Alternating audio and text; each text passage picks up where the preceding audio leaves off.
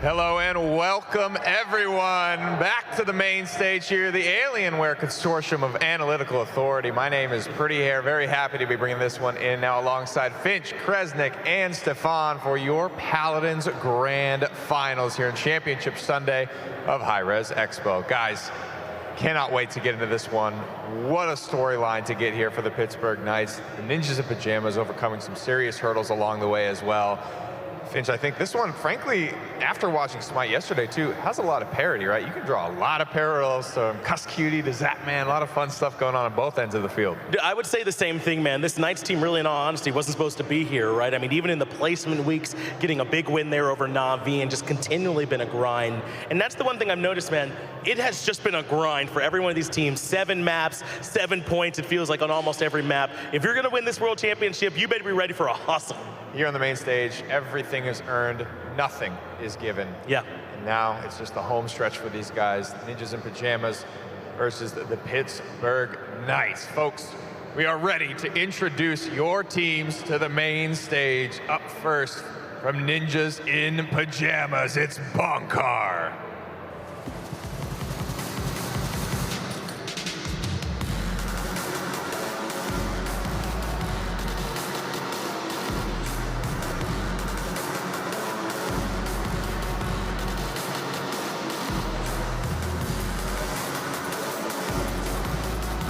Up next, all the way from down under, my man Dylan Diggy Dog on the off tank.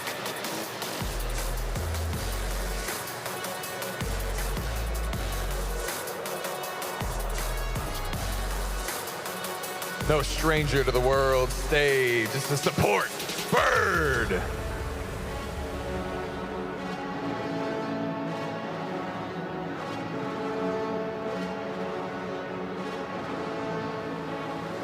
Looking across the finish line for the first time in his career, it's Bittner!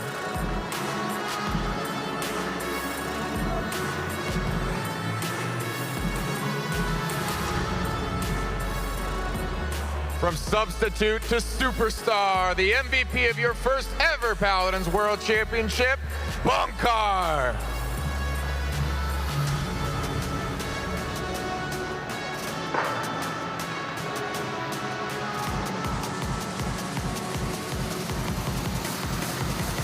Their opponents today, a Cinderella story, a team nobody thought would be here. It's the Pittsburgh Knights. G-Bunny holding down the front line.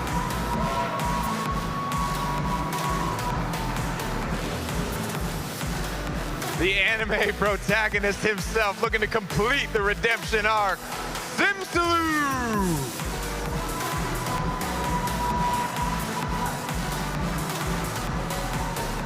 Looking to bring new meaning to the phrase, okay, boomer, it's Cuss Cutie!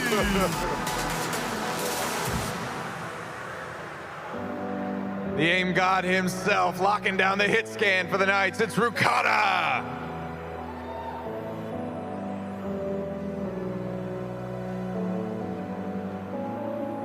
The man to bring home the overtimes, the point tank, Zarini!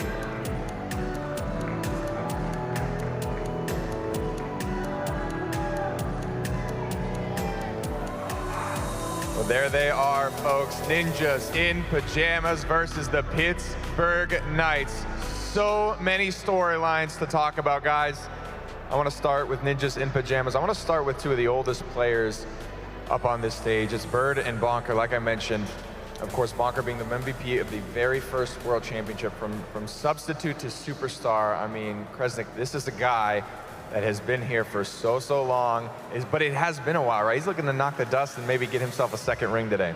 Not only that, he's even transcended roles from then too, right? I mean, everyone's heard your cast of Bonker, Shaw, Lin on Frog Isle back then in that initial World Championships, and moving from there now to a point tank, maybe knocking some of the dust off, but he's clearly comfortable on this stage. It was his first time, and he's gonna, hopefully for his sake, repeat this. That's right, and you know, calm, cool, and collected, not unlike yourself, Stefan. Mr. Bird there on the support. How does he bring home, I mean, you know, you have some rookies up there. Alex, Tenor's never been on the stage like this. Diggy Dog has never been on the stage like this. How does Bird help his boys bring this one home? Well, I mean, just constantly throughout the season, throughout the split, we've seen the type of performance Bird can have no matter what support you put him on. A very, very flexible support at that. Very, very aggressive when he needs to be too. You put him on the Fury, you can put him on Damba, you can put him on whoever it is that he needs to be put on, and he will perform. So I'm sure he's ready to communicate with his team. And it's so important to have that veteran presence on the team as well, Nick, when you talk about it. I mean, I think the crowd can be a double-edged sword sometimes. They can get pumped up, and you can get ahead of yourself sometimes up here on this big stage where you're not used to it, or they can be your greatest ally, that thing that gives you that extra push. And I think channeling that properly, that comes down to experience up here on the stage. Finch, that is a huge point that I haven't yet to point out. The crowd today, I mean, this Pittsburgh Knights squad is a largely North American, largely hometown hero type of favorite. I think the energy is going to be skewed a little bit that way. Boys, like I mentioned, Diggy Dog from down under. The league this year was a LAN league. Everybody came here, everybody played live in Alpharetta every single week, all 26 weeks of competition. But Diggy Dog is a little bit, I think, more special in that, right? And he did it first. He did it before it was cool. He moved from Australia to Sweden, back when the PPO was still kind of segregated from North America and from Europe, to compete in Europe, Kresnik, the more competitive of the two regions at that time. Yeah, and it just shows how good he was that the organization was willing to have that happen. I mean, move in with Bird, bring him onto the team. World. An unknown, I mean, known to us, but an unknown quantity of moving across the country to have him play that blaster role, and now flexing, I guess, relatively onto the off tank, changing over roles, showing how good of a player he is and how important his presence, having been on the stage before with Kanga in the past, not the grand final stage, but still in front of this crowd, that's going to be important for Nip as well. That's right. Map bands on your screen now as well. Stefan, big story here for Tenor is I think he's been so close to the finish line with so many insane records. He needs this win so he doesn't go down in history as kind of the best that never was. He needs to get a win to cement his legacy in the Paladin scene. Yeah, I agree with that entirely. I mean, it's just after yesterday's performance, I mean, Tenor has always been this amazing DPS player. I mean, for those who were actually watching yesterday, he was hitting air shots on Willow during Fayflight. He was doing this absolutely insane type of play. So I think he's ready for today as well, man. I mean, I'm excited to see what he's going to be able to do. All right, folks, Frog Isle is going to be your first map of the final best of 7 of 2019 for Paladins. Talking a little bit about this Knight squad as well. A lot of big storylines there. Finch cuss cutie, right? He's, like I said, looking to redefine what it means to be a boomer in this young man's game of esports. He's been here since the Founders Tournament, but really has not been able to show up at these LANs. He just wants to get across that finish line. So, you know, not unlike Tenor, he can cement that legacy. And you're right, and this is that opportunity to sort of define that legacy here for Cuss. And you know, I have spent some time around him. We're all in that same studio when they're working together, when they're playing their matches. And Cuss is an animated guy. You know, whether they win or lose, when he comes out, you can tell by looking at Cuss. He's the one that builds the team up when they need to. And sometimes he gets at them, you know, when they're not playing up to the level that they need to. So that is right. And I think you need that kind of person on your team who can fill both those roles for him. And that's Cuss to a T. Not trying to make a joke there on that one. That's exactly the kind of guy they have over there for him. I think that's a big part of it, and he says he hates losing more than he likes winning. Yeah, so absolutely. That's a big driving factor, big motivation for him today. And of course, on your screen now, Tenor. I love this kid, man. Humble. I think easily one of the best to ever do it, but you have to get these accolades. You have to lock yourself down. And of course, Kresnik, over on the Pittsburgh Knights, they have Simsalou as well, looking to complete his redemption arc, right? From blacklisted now to the grand finals, all in the same year. What would it mean for him to get a win here today? I think it would mean everything, honestly, proving himself. I mean, he had that moment early with Virtus Pro, right? Then coming back down, couldn't make it into the World Championships after that. This is his second shot. And where this draft is going, it seems like a good shot for them so far. Standard bans for Frog Isle, I think, but both power tanks getting through. Nobody really taking a ton of risks at the moment. You're right, though. Both power tanks making it through. Makoa, Atlas, Maeve already locked in. The Nip quickly answer back with Barrick and Maldamba. These picks are coming through at a very fast pace. That means I feel like these teams are kind of getting what they want. That's what it seems like here to me, man. I mean, when you see, I mean, this is finals, this is game one. It's so important, one map, one in particular, that you'll win it. So clearly, these guys are confident in what they're grabbing. Look at this draft. They're just ripping through this. Kresnik, what can you glean from this? This is preparation. These teams know what they wanted on both sides. I gotta say, I love the IO on the Knights. Want to take away that potential for the point presence from Nip to deny that aggression they could get. But Nip got, I think, what they wanted. That Leon is going to be a big threat get to that Io, you have to be peeking to heal. You need line of sight for Io's heals, and Bittner is going to be hard focused, I think, on making things as hard as possible for Cuss. Hey, it's kind of an overstatement at this point, but slowing down, and it's only taken about 10 seconds to lock in the final pick here. Victor will be the final selection of your first game for the Paladins Grand Final. Stefan, what are your quick thoughts on these two compositions? I mean, I like just seeing the power tanks whenever it is they actually get let through. You've got Makoa, NIP, you've got Atlas on Knights. But I'm always a big fan of Io, man. I mean, yesterday we saw her picked almost every single game, so I have to give this draft advantage to the Knights. Okay, to the Knights. Stefan, Kresnik, you have a quick thought? I love the draft that the Knights have, but I think Makoa is just so impactful on this map. Look at G-Bunny yesterday on the same map against Envy. He basically dominated the entire game with ult after ult, and Ancient Rage is just too hard to deal with. I think Makoa is going to bring Nip the win. That is a big, big point you bring up, right? This Makoa, this Atlas, these are some extremely powerful picks, Finch, that when they make it through and you don't step up on them, that is a massive hole left in your draft. You can't pick something first. You can't put all of your eggs in that basket and have it not pull its weight. I talk all the time about that first pick value, man. You got to keep your eyes on this Makoa to make sure that's going to be able to contribute him alongside this Barrack. That is beefy, man, to talk about that front line. Plenty of healing, I imagine, from that Maldamba as well. Let's go ahead and get ready to get into this last That's right, man. We are just about ready here, and it is with great pleasure I throw it down to your casters, Dolson and Gormizer. Ladies and gentlemen, it is time. Let's take a step back in time, Gormizer. 7 months and 20 days ago, the 2019 PPL split kicked off. In game 1, week 1, Pittsburgh Knights versus NIP, and here we are 8 months later on the world stage. Those two teams go toe-to-toe one more time for the trophy. And throughout that time period, they have played 4 times. NIP has taken 3 of them. The last time they played, the Knights were able to best them and eliminate this team. So now it's all on the line. A 3-1 technically in favor of NIP. And with the way this draft has been going, specifically with the way this Makoa is, if they can keep him under control much like that, they're going to be able to keep this one under in wraps. Finds the first blood of the World Championships with G-Bunny, adding one more. They've been on the point this entire time. 66% in climbing still for the Knights. NIP searching for a way to get back into this fight. No avenues seem immediately open. Bonker has to burn his cooldowns, get back to the point. Simpsy finds one more kill. Pittsburgh Knights, they strike first. Now, both of these teams were at a point yesterday where they were playing Frog Isle. Knights were the ones who were the recipient of a 3-0, then were able to turn it around. NIP were the team that were up 3-0 and then had it turned around on them. So they are not too prone to winning this map, at least not this tournament so far. And right now, with the Knights kind of being able to control it again, with the Des had said, the way Makoa can control the side, the way the ramp can go, we saw what G-Bunny could do with it yesterday. Diggy Dog cannot be allowed to have that kind of performance. You have to keep him shut down pretty much the entirety of this game. And if you can look at it for a 4-0, you've got 7 to 8 minutes, you got to do it. Otherwise, you're looking at 12 minutes of a very rough time against the Turtle. There's been no openings yet for NIP. They've been pushed back thoroughly since the start of this game. Be careful on Frog Isle. It rolls out of control, and Rakata with another double kill in this one. Keeps the cart moving. Minute and 30 seconds left. Still time for NIP.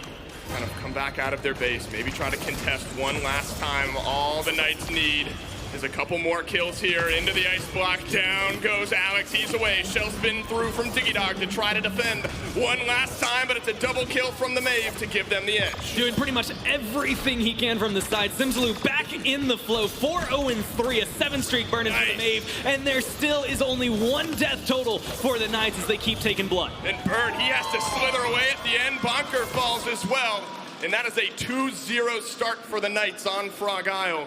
Not the start that NIP would have dreamt of. 1 death. Yep. Again, that has to be reiterated here. That's how well they won that round. Simsaloo is in a different zone, and this has been going on yesterday into today. I'm sure he's feeling the pressure, and we've seen that he can shine under that. Earlier this year at MSI, while he was playing for Pinta, he was able to make it work. That's right. You get Rakata on something comfortable to work with him. This damage duo is a different force to deal with. And right now, Bittner, Alex aren't quite hitting the same way that you're seeing out of Rakata and Simsaloo. Bittner, kind of a rare miss on this Leon. He usually has a very consistent performance. Gormizer, here we are, 4 minutes into the World Finals, and the Pittsburgh Knights are already up 2-0. They have suffered 1 single death throughout this game. This is the time for NIP to fight back into it. Midnight drops down for Simsalou, looking to get a little bit aggressive here. But this is what IO brings. They're just garnering percentage as time goes on here. Nobody left to try to contest from NIP. Exiles now flowing through from G-Bunny. No kills just yet, but you're buying yourself a little bit of his own, but first blood onto Digidog. And exactly what they need. You get rid of the hook, you get rid of the insta-kill potential. It opens up the door for Simsalou to get aggressive. It lets IO play a lot safer. And now Bird is under pressure. Yeah, watch out for this Atlas. He has 2 in this fight already. Rakata turns around. Thanks to the seismic crash, that's 2 kills for the victor in this fight. 1 more falls, that's Bird. 84% in climbing still for the Knights. A hook right back through. Digidog able to pull something back. Into the shell shield, backs off a little bit. Overtime is on. The turtle getting melted away. Ancient Rage not in time. G-Bunny grabs it. Simsalou with another. And it looks like they will not be denied a 3rd point 5 minutes into this game. Yesterday, we kept talking about how snowball a Frog Isle can be for a team. It's a great way to get a start, especially in a set that is as important as this one. But we also saw 2 teams get up 3-0 and then have it turned around on them. It doesn't always go to 7 points, but so far that seems to be the theme. We'll have to see if NIP can pull out a defense. Or the Knights, they want to keep going. They have not taken their foot off the gas since the start of this game. Finally, a bit of respite for them with Digidog grabbing the kill onto G-Bunny. They used the seismic crash the Knights did just to try to open up that gate a little bit more. But this is what NIP need. They just need a kill here and there to weather this storm. And a lot of it, as much pressure as it could be, falls onto Digidog. Bittner might be having kind of a shaky performance. The same thing for Alex. But this draft is built around that hook. Everything, when you have Makoa there, is set up to just grab him out of the sky, grab him somewhere, and do exactly that. Get rid of the Maeve, get rid of someone on the Knights to just give a little more pressure to your side. Make it a 4v5, take a couple steps forward, full press them towards their base, and then you can find a pretty solid defense. You have to defend for another minute and 20. That's a couple kills for Digidog. They talked about it up in the lounge prior to going into this game. If you're going to invest your first pick into a Makoa, into an Atlas, you have to make sure that it's going to be hitting all of the right notes. It hadn't been up to this point. Digidog finally finding a couple of kills, but look at G-Bunny, 17-7. That Atlas has bullied out NIP. 14 effective kills going in for G-Bunny, or he's been effective in 14. Digidog has 5. No assists for him coming through, whereas the Knights are just picking up systematically. Bittner going down. Alex is 0-8 right now on this EV, and doesn't look like he's going to be able to do anything. Now he's respawned, but it's got to change up. There's got to be a huge turnaround, specifically from him, if they want to fight their way back into this. Well, the turnaround needs to happen right now, because the cart is moving towards the NIP base with 30 seconds left in this round. Defense will finally get NIP on the board. Knights could end the game with a push successful right here. They're gonna play it slow. Exiles used by G-Bunny. Who are his targets? Grabs one. On to Digidog. Barrage dropping down from Rakata. No kills just yet. Dome shield used. So is the Begone. Catches one. G-Bunny gets the kill onto the backliner in Bittner. And now he's moving through Dread Serpent. Just for a little bit of peel. Rakata gets caught in it as well. Now that Victor's out of the fight. Ice Storm from Alex drops down. 0 seconds left. Overtime is on. There's your Ancient Rage swinging away. But it's 2 kills for the Knights. It looks like NIP might be crumbling. Finally, some kills were able to get traded back. Overtime looking like it may expire here. G-Bunny versus Digidog. This is a big trade. Digidog wins it, but he's into the shell shield. Zerini still undying, still standing stalwart on this objective, trying to make sure it goes in. Needs to hold on for it for his team to respawn, though. His health is dropping fast. Oh, that is it. Tense moments there from NIP, who are able to get on the board finally with the defense. Hats off to Zerini for lasting as long as he did. There were moments there for NIP. Those are shaky defenses where one slip up, that goes in, and you suffer a 4-0 loss in. But you're right, we look back to our semifinals yesterday. The amount of 3 4-point swings that we've seen on Frog Isle can't be underestimated. You have fast cap now, NIP. They've got to find a way to counter out this Atlas. And sometimes that's the little domino, right, that needs to get flicked to just cause everything else to crumble for the other side.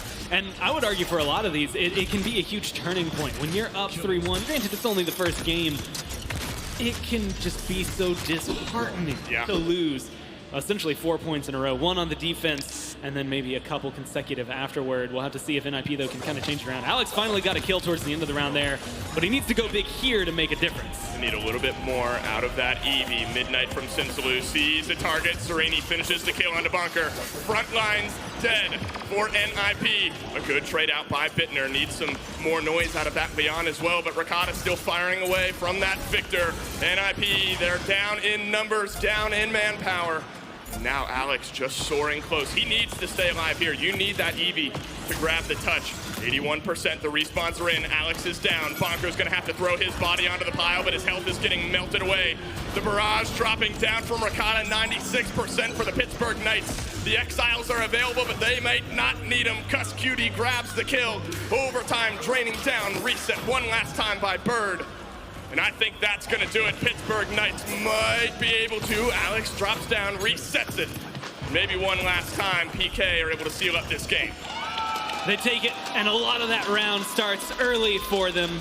And it's Simsalou, the presence he commands during that last mid-fight. So many eyes are looking at him. He's got Bird locked down. You see the turnaround from 3 members just to try and kill him off. And that opens up so much space for the Knights to move in. You have G-Bunny having an incredible performance for the 2nd time on Frog Isle. He's showcased once on Makoa, once on Atlas, and kind of proven that it doesn't matter exactly who you get as long as you can play him at that level. Talk about the step up G-Bunny has had. Yeah. Semifinals into today, already 2 great performances from that off tank.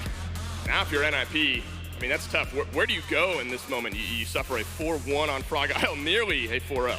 I think a lot of their map choices, especially later on, they need to take them to Bazaar. They need to take them to the maps that you have in your wheelhouse if you're NIP, that are the outlandish maps, the ones that are a little more difficult. Frog Isle's been a standard, Jag Falls, Bright Marsh. Like, standards can go either way. They're a coin flip away from potentially losing another game. That's maybe what NIP need. World Finals, Pittsburgh Knights, they strike first. Can NIP bounce back? Find out after this. When missions call for a team that exercises diplomacy or keeping a cool head,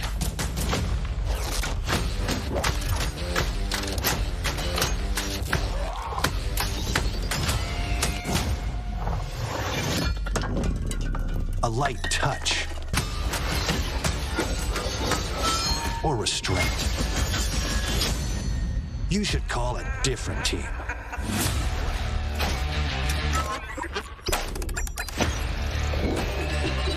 Because that is not what we do.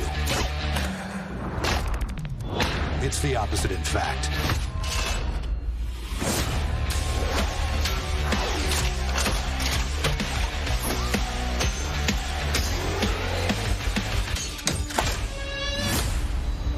You guys ready? Now you're just showing off. Welcome back, everybody, to the Alienware Consortium of Analytical Authority. My name is Pretty Hair here, and that was game number 1 of your Paladins Grand Finals, Ninjas in Pyjamas versus the Pittsburgh Knights. Folks, that was Nip's map pick. That was Nip's best foot forward in this Didn't look like it. best of 7 set. No, it certainly did not, Kresnik. What were the biggest things you saw go wrong? Honestly, Bunny was just unstoppable on this side there. Simsalou and Bunny just hovering on that danger side, constantly winning those fights against Diggy. Yeah.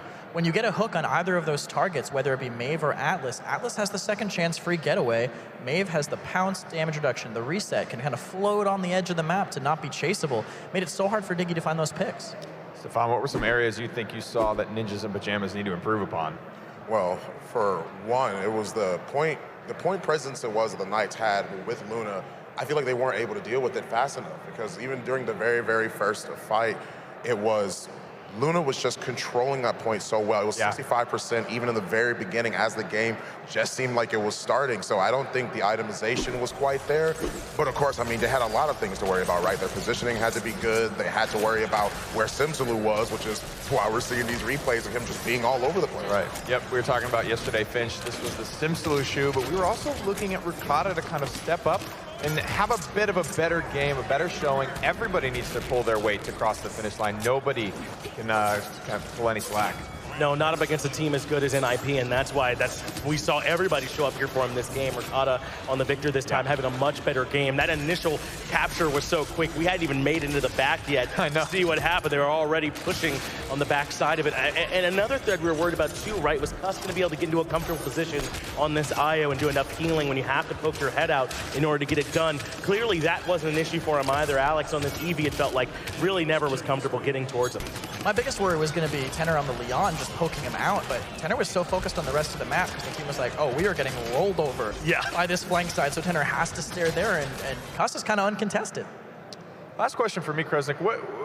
What stopped Alex, right? Why was he struggling so bad? It didn't seem like, there's not a ton of bad matchups for him on the side. There's nothing that was really, should have been too much of a struggle. For me, it was the pressure that the Knights were putting on in general. As Eevee, you don't want to have to use a lot of your cooldowns to cross a big distance. So the fact that Alex has to blink and then soar to go in, that's a lot of time to just get shredded by a Victor. Bit of the nature of Frog Isle, I think. Stonekeep is going to be the next map here up in this best of 7. The Knights now into the draft phase. See what they ban. Now, bans being kind of standard, I think, overall through the first game. We're looking at, obviously, those power picks, that Strix, that Willow, that Makoa, that Atlas. As this set carries on, though, that's when I start to, expect things to change a little, right? If something was particularly frustrating in the prior game, that's where we start to see it banned out, and that's where the draft really starts to shake up a bit. Yeah, we're definitely see some adaptation over time for sure, but we're going to start very standard. They want to kind of feel each other out. It's a best of 7. There's so much time to figure out what teams want to be playing. Yeah. And I'm wondering if we're going to see that pace change up. Remember the game 1 picks and bans? We zoomed through those. If you're Knights, no reason to let up off the gas, but I want NIP to take some time, get Bees in there to make sure everybody gets their heads on straight. Sometimes losing that badly is actually a benefit, because you can kind of push that out of your mind. Okay, nothing worked there, right? Yeah. Let's just go back to the drawing board and try again. Rest, you've got that 25-minute, 7-point barn burner on Timbermill yesterday. That's not a game that you want to lose. That's the tough one to shake off here. These aren't going to be exactly the standard bans. Khan is locked in first for the Pittsburgh Knights. Ash and Maeve will be the answers for Ninjas in Pajamas. I like the Maeve pick. I want to see Alex back on this Kresnik. I thought he did phenomenal on it yesterday, as well as the fact that this gets it away from Simsaloo. Yeah, for sure. I think that's the main reason they want to take it. Simsaloo still has a good Eevee, though, so it's not like they're completely denying these mobile flanks Pick from your him. poison, man. It's the finals. That's right. It's true. Yeah, exactly. It's gonna do fine for them if they get it, but they might go with a more traditional blaster. Honestly, they have a composition that might not be that bad for it. Stefan, yesterday, Ninjas in Pajamas brought out something new for the Maeve, right? This is not something necessarily that we've never seen before, but Street Justice, the execute talent for Maeve, was brought out to great effect on Timbermill. Alex had one of the highest killing blow records of the entire tournament. Do you expect to see that here again today? Yeah, I mean, the Street Justice, when it was brought out yesterday, was really just to counter out a lot of those power tanks, a lot of the fact that they didn't have the front line to be able to live through that, because I believe it was the IO they had that actually ended up being used with that composition, so he just wanted to be able to pick off one, move to the next one, and keep that flow going. It's also just incredibly good against Ash and Atlas in particular, because they want to use their abilities when they're low, right? That's how they get the most value, and just denying them all that out of their abilities, denying the full heal, denying the low health escapes, was really what Street Justice brought to them in the end. Now, I think it's important for Ninjas in Pajamas, Finch, to not really lose their cool after losing their first map, right? A lot can happen in a best of 7. I am personally a little bit worried about the emotions of this team. They have a lot of rookies up there. You mentioned Bees helping the guys try and keep a cool head through this long, what's probably going to be a marathon of a set. Yeah, that's going to be critical for them. And remember, I think there's something to be said for when you're the team that's coming in with the expectation of winning, I think. Knights are the underdogs here in a pretty heavy way. When they come out and punch you in the mouth like this is NIP, now those thoughts start to creep in. We're supposed to be winning, right? Knights weren't even supposed to be here. I thought this is all us. You got to keep that all under control. Maybe it's just me, but after losses like that, I always kind of like to watch the body language of these teams, and there's not a lot of chit-chat happening, and hopefully that means they know what went wrong. I'm hoping that it's not, early signs of frustration and just kind of wanting to put their heads down and not really talk to each other much anymore. That's what I don't want to happen to NIP. This is an incredible team with a lot of story played. Final picks locked in here for game number 2, though Jorogos does peek his head out. Does this surprise you at all, Kresnik? I don't think so. It's so good on this map, and it's also into no real hard counters. But if the Knights control keep, it might be kind of tough. If they put that Khan on that high balcony, then that's going to make the difference, I think, having that hit scan pressure, constantly hitting that Jorogos if he's trying to play in the open. A lot of big picks here. A lot of new stuff poking its head out here on Stone Keep. Seeing some Genos, seeing some Cassie, seeing some Drogos. A lot of things that have been working so far this tournament. It's with great pleasure now we can get down to the Maroon Crew for game number 2. That's right, the Maroon Crew for game number 2. And this is where NIP need to bounce back. A 4-1 defeat on Frog Isle. I agree with what Finch said, I think. You need to brush that one off, get your head back into the game here.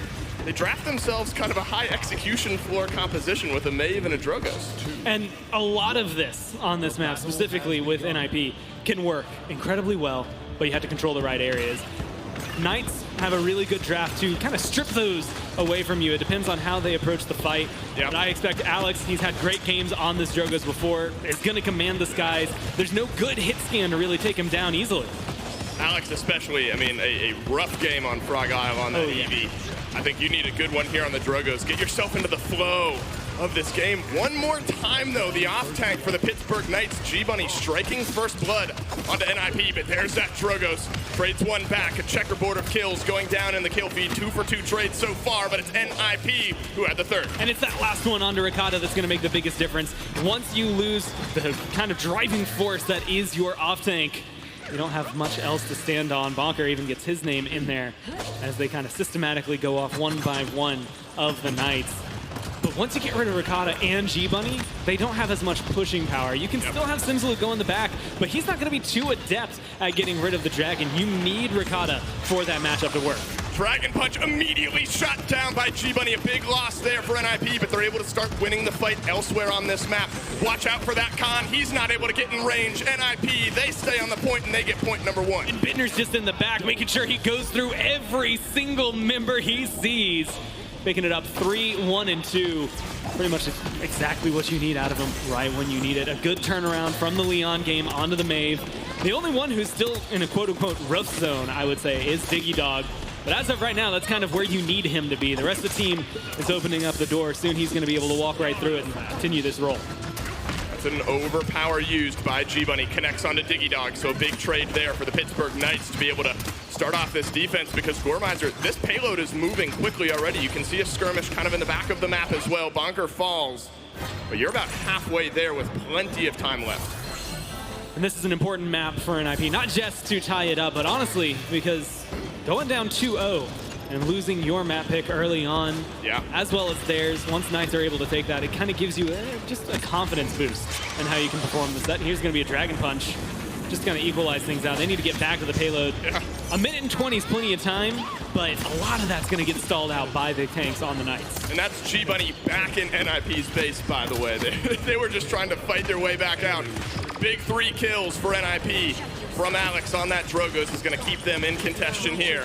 Assert dominance, ready to go for Diggy Dog. These are where maybe you start to use some ultimates to just break open this shell of the Knights defense, because this is where NIP has stalled out.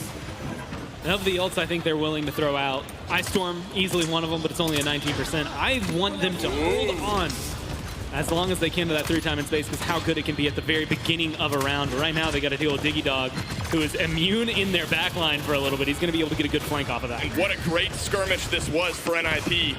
Diggy Dog saves his life with the assert dominance, grabs a few kills, Bittner with 2. And now you're rounding final corner to go up 2-0 on the Knights map pick, doing the same thing they had just done to you in the previous game. Have a Dread Serpent, a Midnight, a Seismic Crash. This is not a team that shies away from using some ultimates to grab themselves that lead.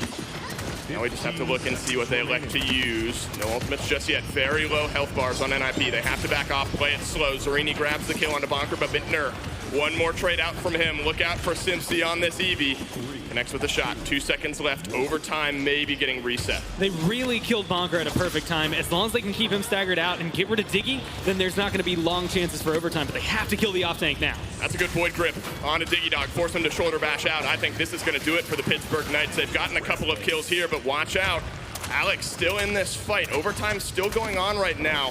This is the question of, do we want to spend these ultimates? If you maybe get one more pick, you do. Bonker going down. Big loss for NIP. Big health pool differential, but Ricotta very low. But it's that Bonker-Bird duo of kills that gets Pittsburgh Knights right back into this game. Once you get rid of the main tank, you get rid of the support, all of a sudden it's a little bit harder to stay alive around the objective. NIP are learning that one as they come through. But I feel like a lot of the presence for Knights, again, driving factor, something NIP didn't have last game was the Eevee. And right now, Simslu's been getting some good damage. I haven't seen him really showcase what the Eevee can do like we've seen these players kind of accomplish in the past. And that's where my eyes are turning to right now. If you're the Knights, you need that to kind of start picking up. He's 1-6, damage kind of on the lower half of what you would want him to be. Ideally, he's top 4 for you right now. He's sitting around 6th, and he has to make that turnaround. 1-6 is not where you need your flank. You can have that factor of, oh, he's distracting people, but you can only kind of throw that out there for so many deaths. After a while, you're just not accomplishing what you need to, and that's where I think that turnaround for the Knights will pretty much be driven by. Can he get back there? Can he help deal with either Alex or someone on the objective just to chip down their health for Ricotta to scoop up the kills? This is now the second game in this set where Eevee has had a little bit of a tough time getting involved. You look at game 1 with Alex, I think 1-8 through the first couple of points in that game. Now Simslu, much the same. The controlling nature kind of either team onto that Eevee. It's been a lot of fun to watch. And even yesterday, we saw Fish Echo bring it out, and it didn't quite hit as hard as we're used to seeing. Eevee went from this kind of power pick we saw earlier in the year, and because she's come up so often, everyone's gotten used to her. They know how to counter her. They know what to expect out of it. They know what your play style is going to be. They know how the feel of the game is going to go. And so because of that, they're making sure to just shut her down at any given point. And unfortunately for Simslu, that kind of means he's, 1-6, not able to accomplish too much in terms of the flank role that he's trying to pull off. And I think Alex on this Drogos has done a great job of getting himself involved. We said he needed to do that, and he has done just that. Early Dome Shield used here by the Pittsburgh Knights gives Zarini some control on the point. Dragon Punch flying through. Dragon Punch connects onto Alex. Cuss Cutie just wide with that through time and space. A 1 for none. But G-Bunny gets themselves back onto the board with a kill. Onto Drogos. Dread Serpent sends one running. Ultimate starting to fly. Diggy Dog adds one more kill. Just getting rid of Ricotta is such a huge factor. But there, Simslu almost has bitten her, but ends up going down instead. And that's going to be full control over to NIP. They just need a little bit of zone. Zarini's in the neighborhood for overtime. But under this kind of torrential amount of damage, it's going to be difficult to stay alive. And he has no dome shield. He had to touch and then reuse his cooldown. Failsafe, not enough. Point tank down for the Pittsburgh Knights. Double kill from Bittner on the Maeve. Starting to feel that rhythm as well.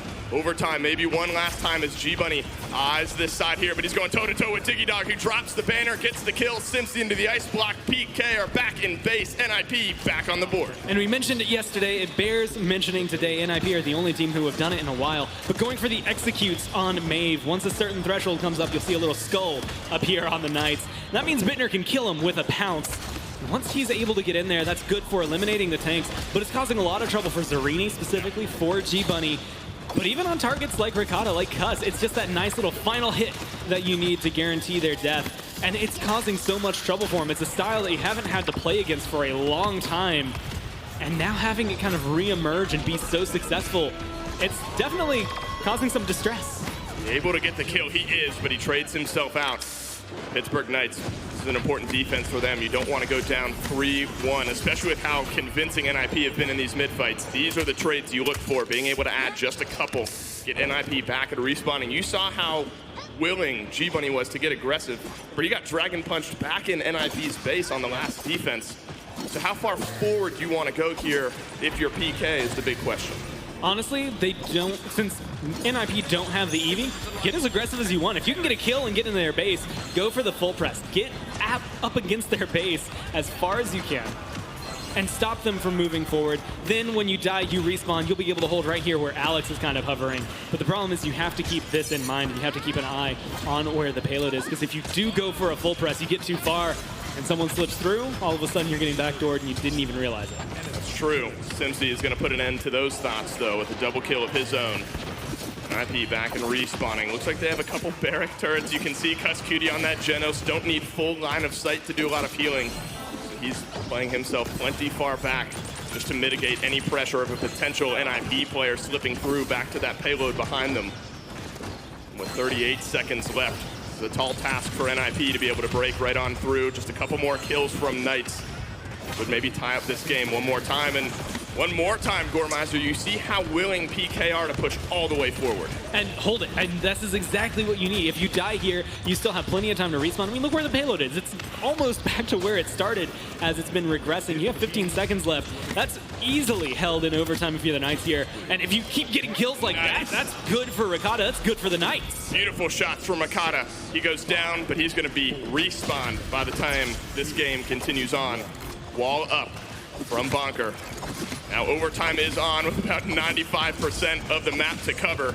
Getting a kill onto the point tank of NIP makes this one, I think, tilt a little bit further into the Knights' favor. Are you able to trade out any kills? You are, so that's point tank for point tank. Respawn a little bit closer for Bonker now that he's going to be able to get back into it.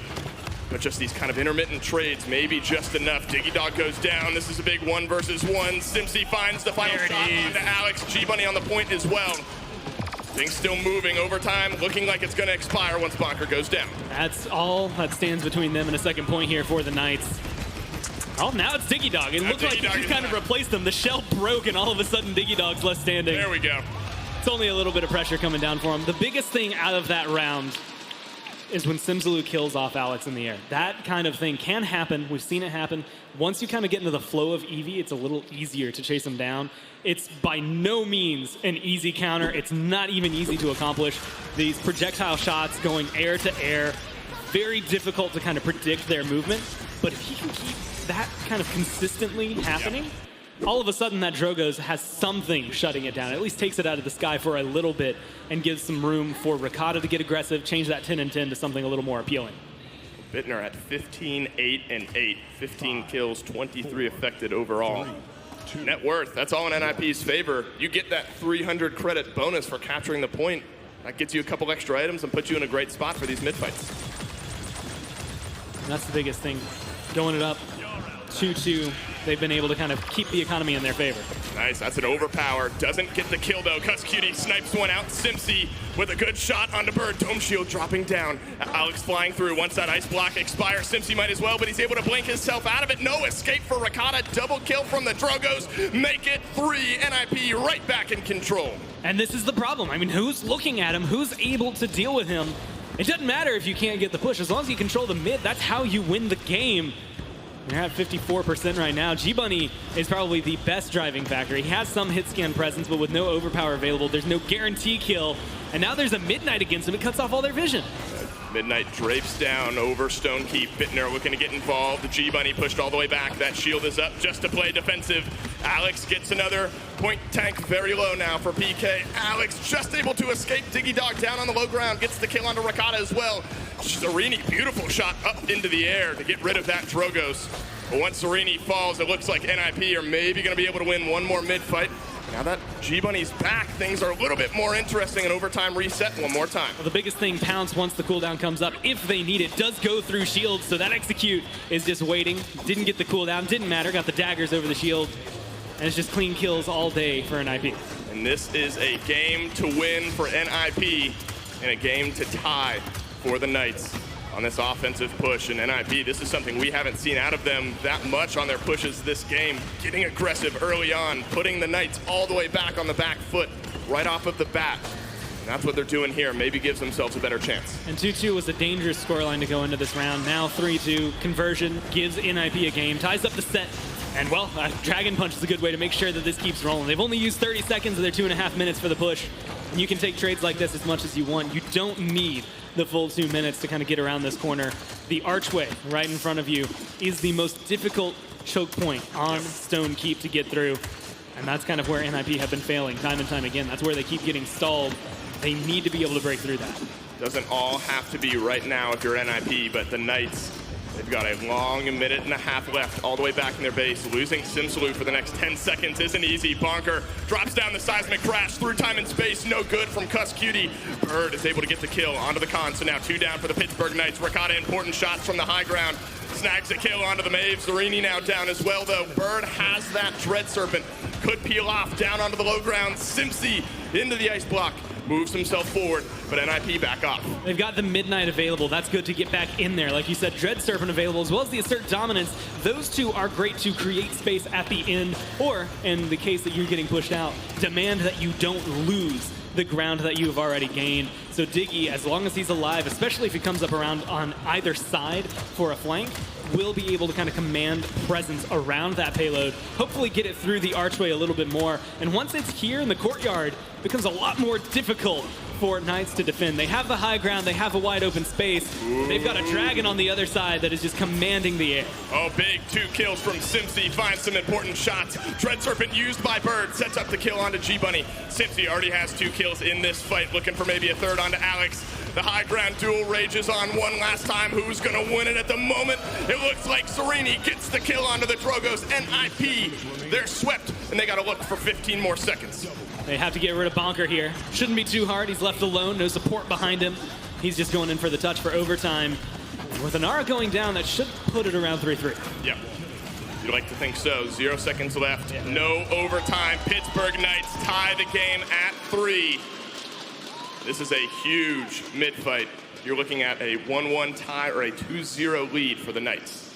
Every mid-fight so far, every point has gone towards NIP. They've been very controlling around here, but we've seen that happen countless times where a team is just able to defend their way here. Economy shifting, all of the credits essentially in favor of NIP. You get 300 for every player, every single point you capture. That's 900 per player right now that they should be above in terms of their net worth. But you're also going to have to face the fact that sometimes it comes down to 1 minute. It doesn't matter what items you have. Sometimes this counter could happen right here, right now. It depends on how the Knights approach it. Overpower, I think, has to go on to Alex. You need to find a kill, get rid of the dragon, and it opens up room for the rest of the team to get aggressive. Well, the only ultimate in this game that's down, that's the Dread Serpent. Gets the target that you want. It goes on to the Drogos, gets the kill. But Bittner finds the flank around the backside of G-Bunny. CussQD searching one more time, unable to find anything. Nobody on the point yet, Gormizer. The fight up in that high ground on keep side, so important here as Bonker falls one more time.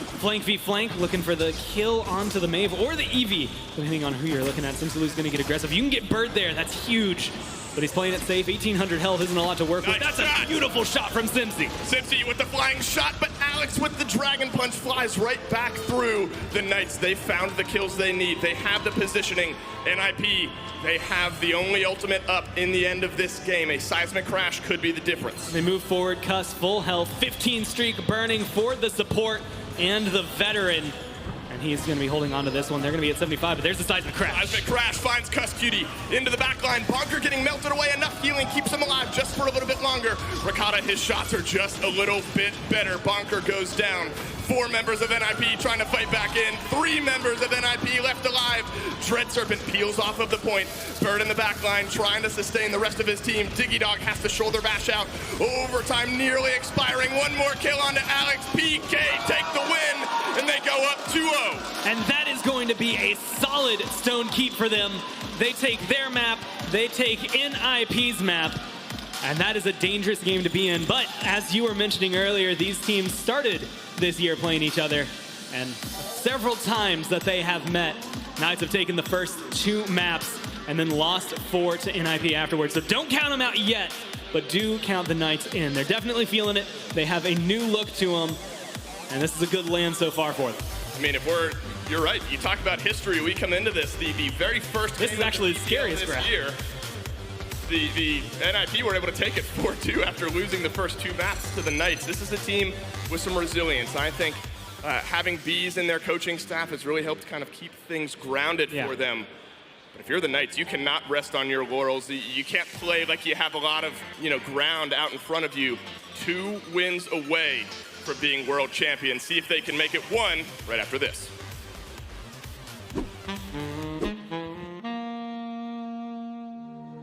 What's going on, everybody? This is Caleb from Beartooth. This is Ashi from Beartooth, and we are very excited because now, if you go on Smite's store, you can get the Beartooth music pack. You can crank it up real loud, jam some rock and roll with your buddies. It's a great time. We're going to love it.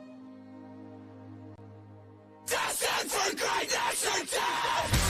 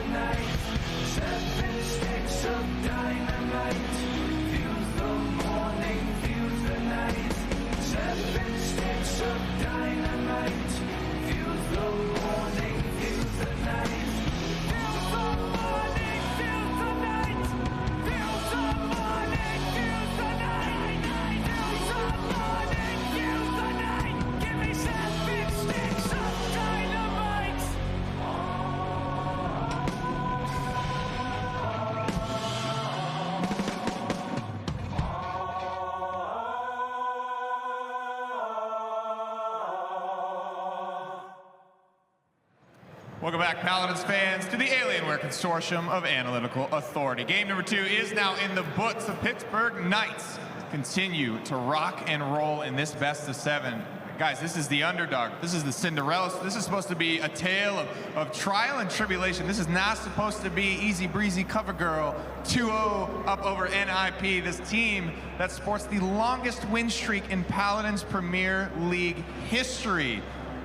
Finch, is this the point where you start to get a little worried, a little shook for NIP? Well, I was. I just asked Kresnik, well, what's the tilt potential here? And apparently it's a lot higher than I thought. I mean, even going all the way to 0.7 on this one, it took way longer than I thought. And the first thing I wrote down on my notes, I was like, man, Alex is looking way better this game on this Drogos. Yeah. I can't wait to get up there and start singing his praises. And then G-Bunny snipes him on the start of that 0.7, pulls him in, trades his life out.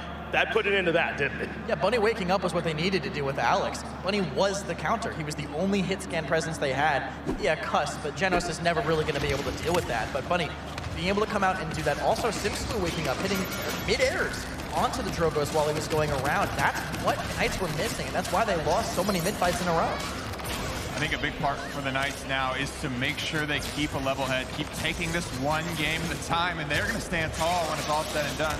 Stefan, with this 2-0 lead, even if things start to get off the tracks a little bit and they start trading wins with Ninjas and Pyjamas, they can still come out on top of this set. There's a lot of maps that we haven't even seen. You mentioned to me before we got up here, Jaguar Falls is a map that we have not seen whatsoever in this tournament. I mean, I was talking about it yesterday with Kresnik, as well as just talking about it like you just said a few minutes ago. Jaguar Falls hasn't been picked at all these past 2 days. I mean, Bright Marsh has been picked. It's a map similar to Jag. It's more flat. It's definitely closer together like Jag is. But Jag hasn't been picked, a map that's been so staple throughout the PPL, PML, and PCL. I mean, Jag is like the map. Right. Jag is like the DE dust. Like it's the map that everybody falls back to, no matter what. Let's talk a little bit about the way these best of 7s work for those of you that may not be familiar. In the first 2 games, both teams are guaranteed a map pick. After that point, which is where we are now, it's losers pick. So that Ninjas and Pyjamas losing game 2, they get to continue to choose these maps until they get a win, if they get a win, Finch. And part of what's so surprising about this is leading with your best foot forward. These sweeps are pretty uncommon in Paladins, right? For Smite, you're playing on the same map pretty much every time. Granted, you have different drafts, but some of these maps, like the boys are mentioning Jaguar Falls, these can be incredibly different flavors, right? If NIP lose and go down 0-3 here, that's where I really start to worry about them. Yeah, this already has must-win implications, I would say, for NIP at this point. Going down 0-3 is so difficult to try and recover from, especially from a Knights team like this that appears to be playing with so much momentum. They're so hot right now. You can feel the confidence coming off the squad. If you're NIP, you've got to figure out how to shut that down. Yeah, Cuss Cutie has always been a momentum player. To let him off the leash this early, Kresnik, that's going to be devastating. Yeah, for sure. I think. Looking at these, look, do you guys notice this draft though? These bans? Yeah, look at the bans. Back and forth. We have Barrett Ruckus from the here. Look at this. So we have a real departure from the norm here. Normally where Makoa, Atlas, Willow, Strix are all going to be banned. We just see Strix. Maeve is also going to be taking a seat. Barrick and Ruckus joining them. Why such a massive switch up, Kresnik? I think that's the counter to triple tank. When you're playing triple tank on this map specifically, which is a very nip thing to do, that's what you want. You want Anytime we come here, man, I'm smelling that triple tank Tyra. And you want that tenor. You want tenor on Barrick. You want Ruckus on Bunker. Well, Bunker on Ruckus.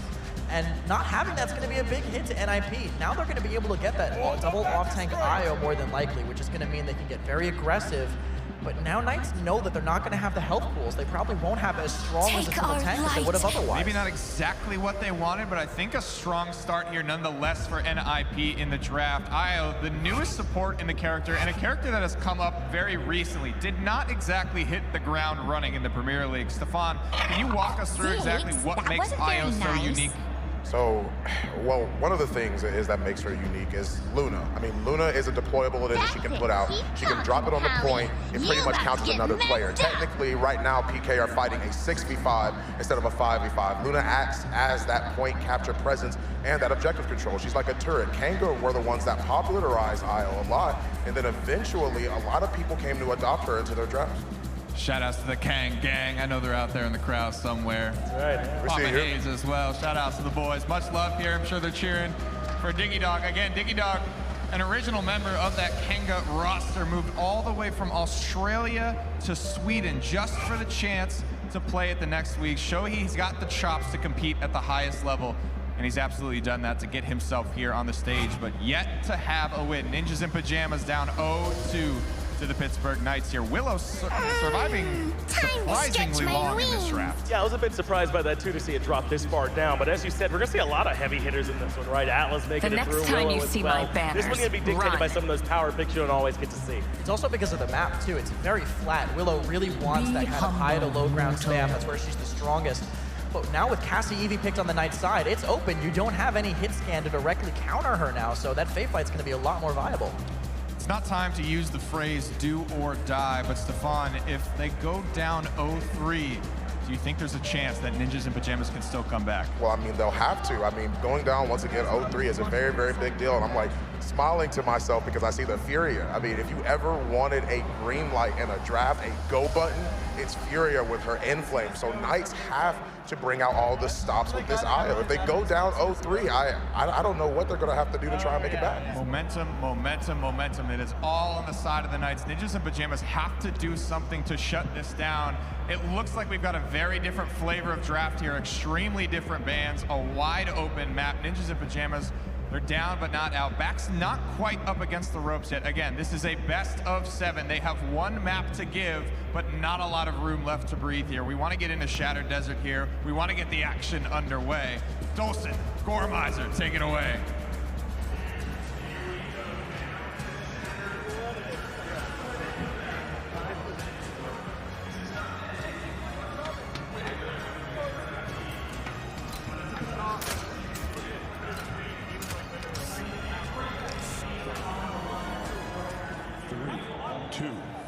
One full reverse sweep, and that was actually the Knights who were able to accomplish it. You don't want to go down 3-0 here if you are NIP.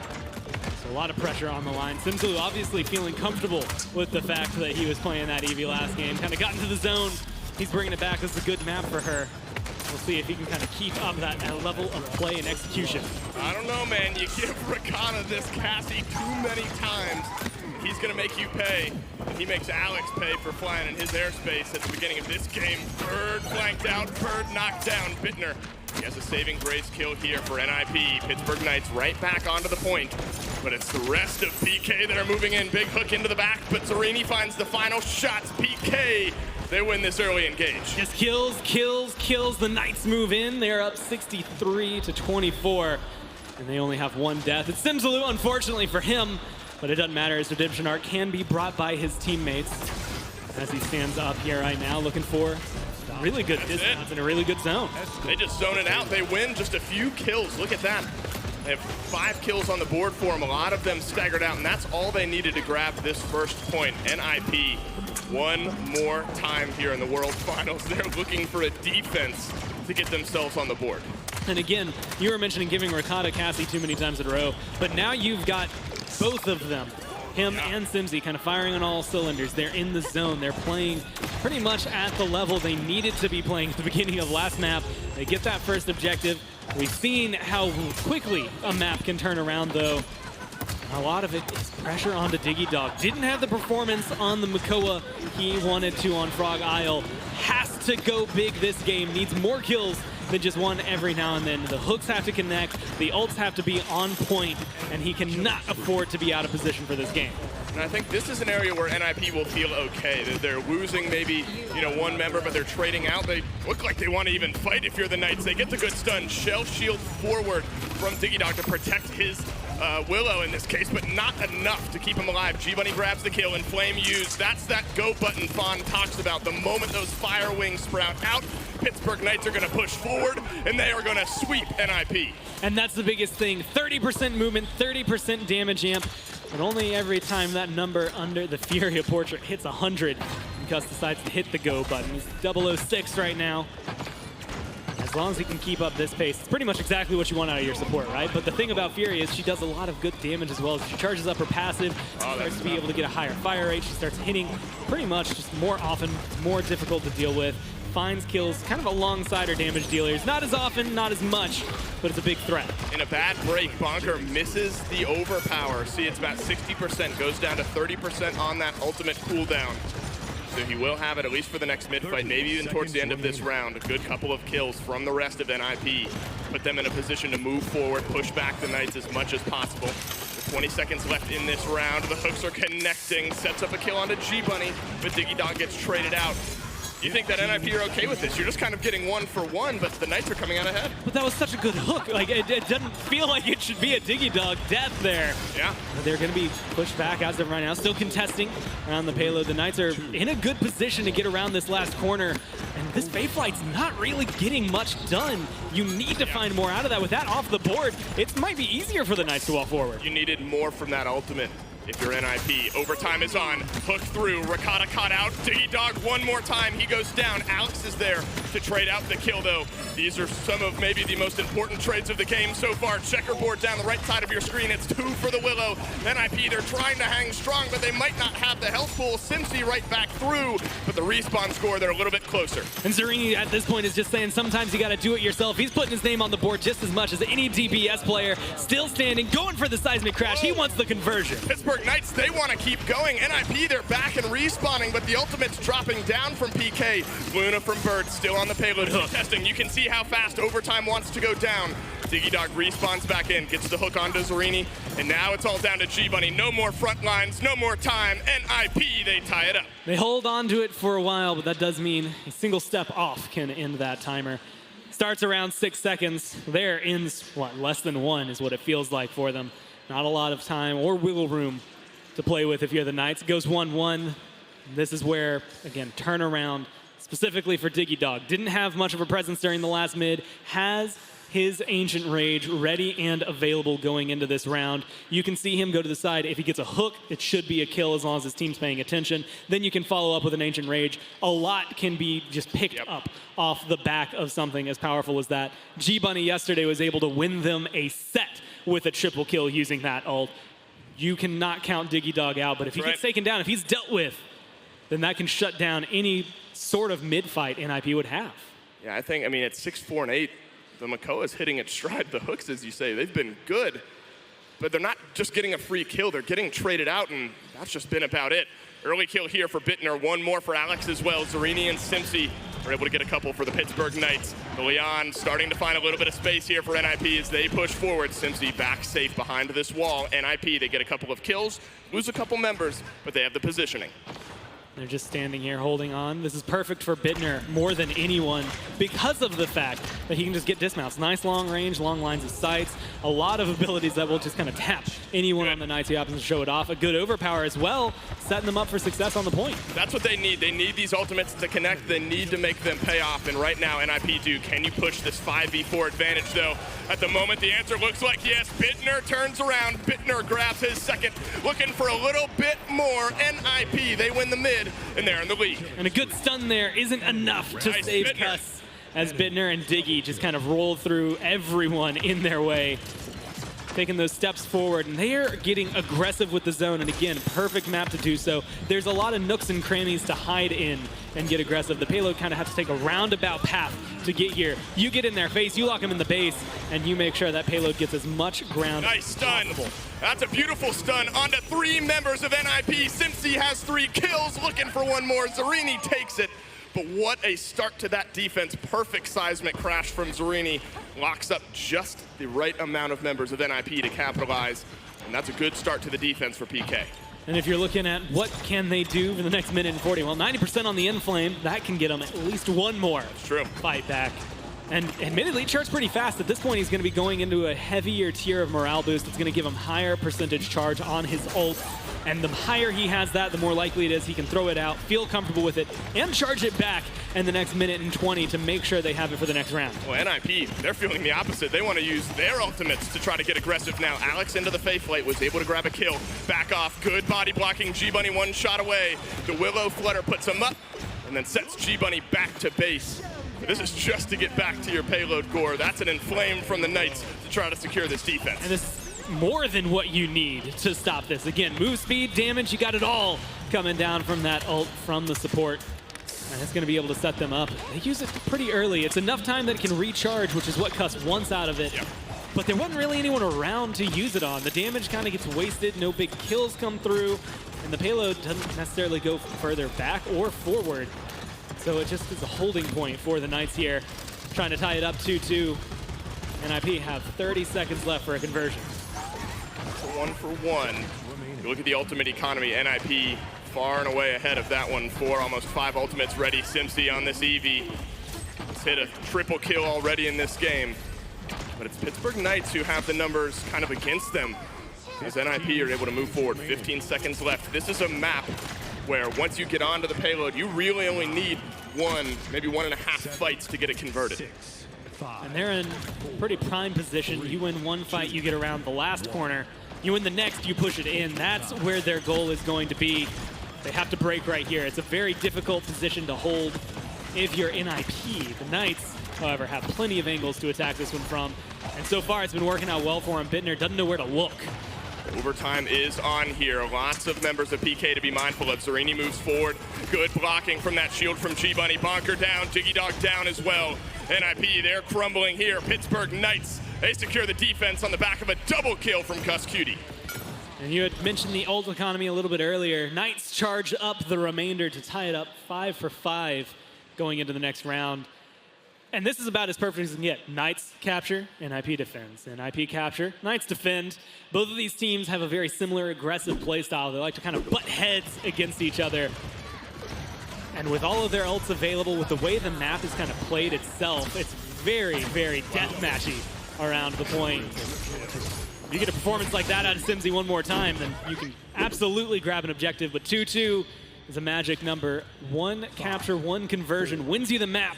For the Knights, that's up 3-0. For NIP, yeah, it makes them stop sweating so much on stage, as they only have a 1 map deficit. Yeah, 2-1 is normally, I think, the most interesting kind of map score to look at.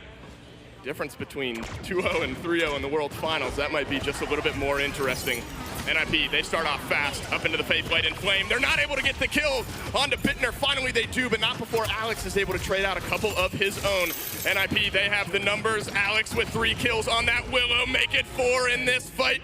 The Willow hits its mark, and NIP are in control. A good Faith Flight meets the Knights' demise for this one. Keeps them alive, and that's with so many ults being used on the Knights. They had Inflame, gone. Seismic Crash, gone. The Ice Storm, gone. You've got to scout for some vision here, but admittedly, the only good tool you have left is that Exile, and Alice is too low to get in there. Overpower, Ancient Rage, both available for NIP. The latter is going to get used now by Diggy Dog. 96% on the point. Simpsy goes down first. Overtime is on. PK, they do have a chance to get back in.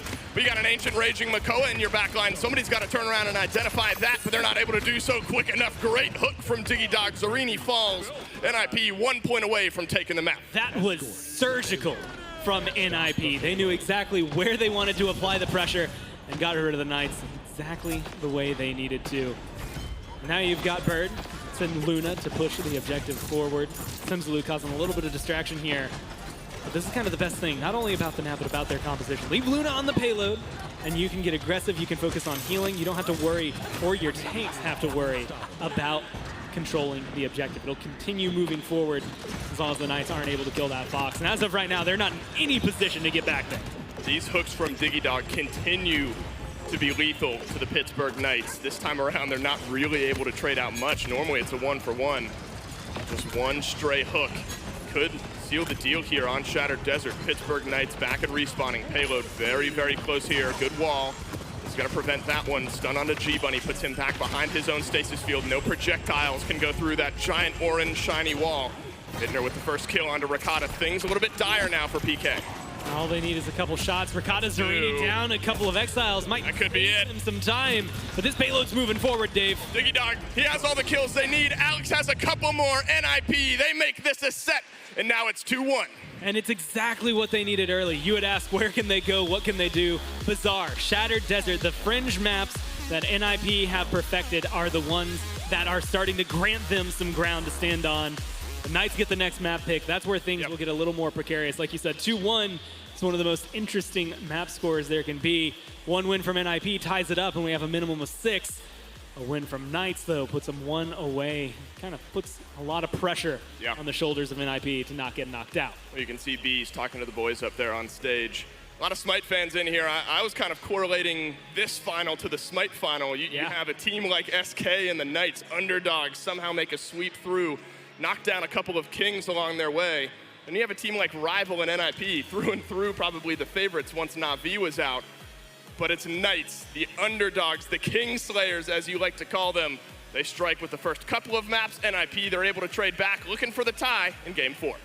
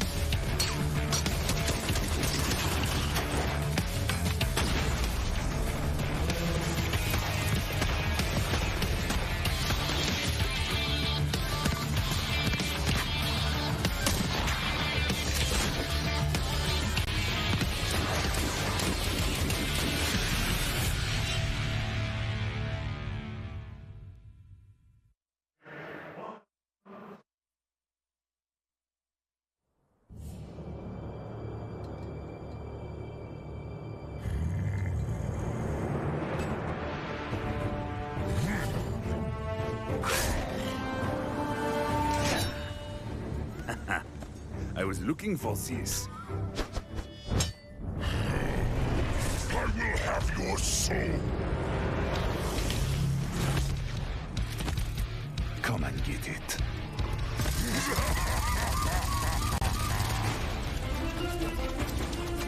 Son of a...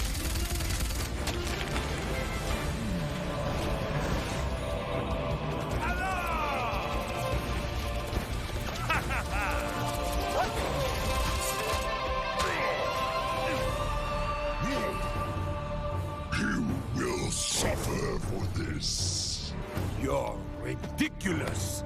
I like you.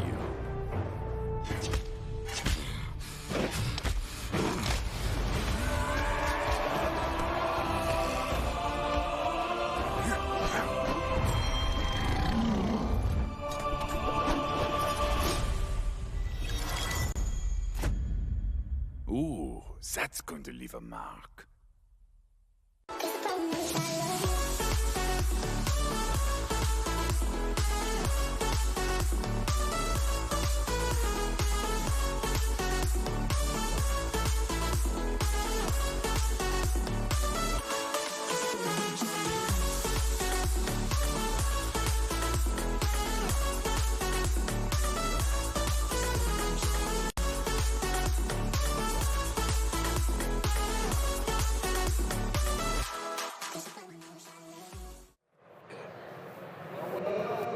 Back here, folks, to the Alienware Consortium of Analytical Authority. I was saying it was easy, breezy cover girl for the Knights taking the first 2 games, but maybe it's Maybelline here for the Ninjas in Pyjamas now, finding their first map of the series. It's not over yet, folks. I mean, we have some signs of life now out of Ninjas in Pyjamas, and that's the first one on the belt. You know what I mean? You got to notch that one up. You got to get comfortable. You got to get that world's kind of, shake off the jitters in Championship Sunday and get that first win. And I think it helps to do it in such a dominant fashion here, right? 1 defense, 2 caps, as well as successful push there for NIP is a pretty good way to win that round out. And that last cap and push was pretty dominant too. They got onto that point right away. And I'm really starting to think this Khan is a huge difference maker, man. Bonker on in this last game, constantly finding those priority targets, making sure they're able to successfully take G-Bunny out of the equation. It's starting to look like that might be one of the big difference makers, man. It's also part of Bonker not being on a point tank too. I've always said that I think his off tanks are way stronger. It really does kind of thrive when they have the double off, and having that plus the IO really made a big difference. And that Willow basically uncountered. Alex was kind of just farming them all game. He really needs to, and that's a good point that you bring up, Finch, is the consistency of the overpowers. Khan can be lackluster. If you're not hitting your ultimates, man, you're not bringing a ton else to the table. You are there. So much of your plan is foundationally centered around hitting that ultimate. And here's a good look, I think, at what you were talking about, Chris, like not being super countered out. Look at his health bar, just chilling up in the sky. He has not dropped a single point of HP. Compare that to what Fisheko had to deal with yesterday on Frog Isle, Stefan. That's a whole different ballgame. Yeah, that's entirely true. I mean, the Willow, that's typically why she's banned. I mean, her and Strix alone, that's literally why. You see the situation where the Knights try and go all the way around into the back. They're trying to put that pressure there, and Alex, Faithlights, he uses that ultimate, then he just takes out 2 of them, and from there, it was just a steamroll. Let's talk about the heartbeat of this set right now, Kresnik, right? Getting those first 2, getting that momentum puts you still in a good position to trade maps for the rest of the day, and you'll still come out on top. Remember that it's also loser's pick, right? The Knights just lost, so they choose to come to Ascension Peak. Again, a very different flavor than even Shattered Desert, right? Paladins is a game where you constantly got to be downshifting, changing gears, making sure that you're staying on top of it, and you're keeping rubber to the road. And honestly, Knights winning the NIP map pick was half the battle. Just getting that at the start. Now, if they just trade back and forth, if they just keep winning what they like. Just win your picks. Yeah, exactly. If they just have to win their picks at this point. And Ascension Peak, clearly a map they want to feel comfortable on, and a map that I think similar picks are going to still be good. Io, you know it's going to probably stay very prominent in the set, and this is a great map for her. You put her behind that statue. You can't really stop the Fox. You have to push so hard to do any damage. Yeah, but it's not going to be this Willow this time. Tired of seeing Alex parking up with those freaking flyer miles up in the sky, right? Get that one out of there. Not going to have to worry about that this time. That's exactly right, man. It's part of that ebb and flow, right? We started off with the pretty standard bans, right? Your Strix Willow, your Atlas Makoa, right? And then things ebb and flow. Willow wasn't banned. She's finally allowed through. But the frustration factors almost always find themselves back in the ban base. I'm not surprised, though, to see this Maeve first picked, man. There was a hell of a lot of incredibly world-class Maeve players up here on stage today. So impactful for them, too. I think the Knights really want Simpson to want it. Just look at his performance yesterday. I mean, maybe 1 or 2 poor games, but across the board, he's been consistent on this character, and that's not something we can normally say for him. Covering now the Khan, as well as the Io. Vaughn broke down the super unique mechanics of this support character. The Khan, again, could go to Bonker like it did Finch, could go to Diggy Dog, but ultimately, we need to expect more continuous, consistent overpowers out of this character. Otherwise, it's just a big hole in the roster. Ruckus is going to be hovered and potentially locked here fairly early on in the draft alongside Barrick. The Knights not wanting to take too long to worry about their front line. I don't know if I even like this. I was considering Barrick Ashe as the pick for the Knights to deny the Khan Ashe Classic from NIP. That's something they've been playing since the very start of the season, but I think they're going Ruckus to deny that Io dive potential. They don't want a 25% damage reduction Goddess Blessing Ruckus in the backline when you know that NIP is an aggressive enough team to follow up on it. Coaches on screen, these guys extremely important. I want to give a quick shout out to MetaPusher, who kind of put the coach role on the map for Paladins. Since then, just about every team has picked one up. I think to varying degrees of success, but these 2 being very successful. It's a lot of things, right? It's, you know, making sure this team stays at a level-headed pace, right? Do a lot of the legwork for them, right? Do some of the homework, do some of the prep, so these guys can just focus on being the best player that they can be come game day. I also just want everyone to know how excited MetaPusher was as soon as you said his name, flailing his arms in a crowd in the moment. That's my man. Definitely happy to be getting a shout out. But yeah, the coaches are really important. There's a lot of work, like studying the enemy teams, finding what they want to do. If you don't have a coach, that's playtime that has to go to that. Your 6th member is so crucial in finding that information. The next time you might know a little bit about Echo, right? I suppose so, singing the verges of the coach, but you're exactly right, man. Pump the brakes, man. He's just so important to this roster. I don't know Kresnik, the former coach for Space Station Gaming, before I yoinked him for the talent team here. A very valuable asset wherever he is. Leon and Genos are the final round out picks now. You said you were a little worried about how they started. How do you feel about how they finished, Kresnik? I think the Leon ended up being a pretty solid pick, because now any flanker that NIP want are going to have a much harder time. Also, any blaster, if they want to have that Drogos again, going to be under a lot of pressure. And Ricotta, even though he wasn't getting a lot of kills, was hitting everything yesterday with that Leon. He was so consistent. That's exactly what we need out of him. Last pick here for Ninjas in Pyjamas, Fawn. They have their support, they have their front line. They just need one more damage dealer. Where's your heart at with this last pick? Well, it seems like they're hovering the Vivian. That's a surprise. And that's going to be interesting, but I can understand that. I mean, you have the Cassie to be able to counter out the Ruckus. Ruckus is one of his worst matchups in the entire game. And you have another backline to be able to try and stop that Maeve just from diving in on Io. The issue is going to be the Ruckus Maeve dive, though. Vivian doesn't really handle it that well. As long as she can sit still and not get pressured, it's going to be fine, but that dive might be hard to deal with. You think it's enough just for Io to pocket it, right? Maybe late game cauterize, sure, but that damage reduction's not going to fall off. Can she at that point just go toe-to-toe with the Ruckus and maybe Swiss cheese him? She might be able to, but that also pulls heals away from everybody else, and that kind of lets Ricotta just free caught, free fire, unhealed on everybody else.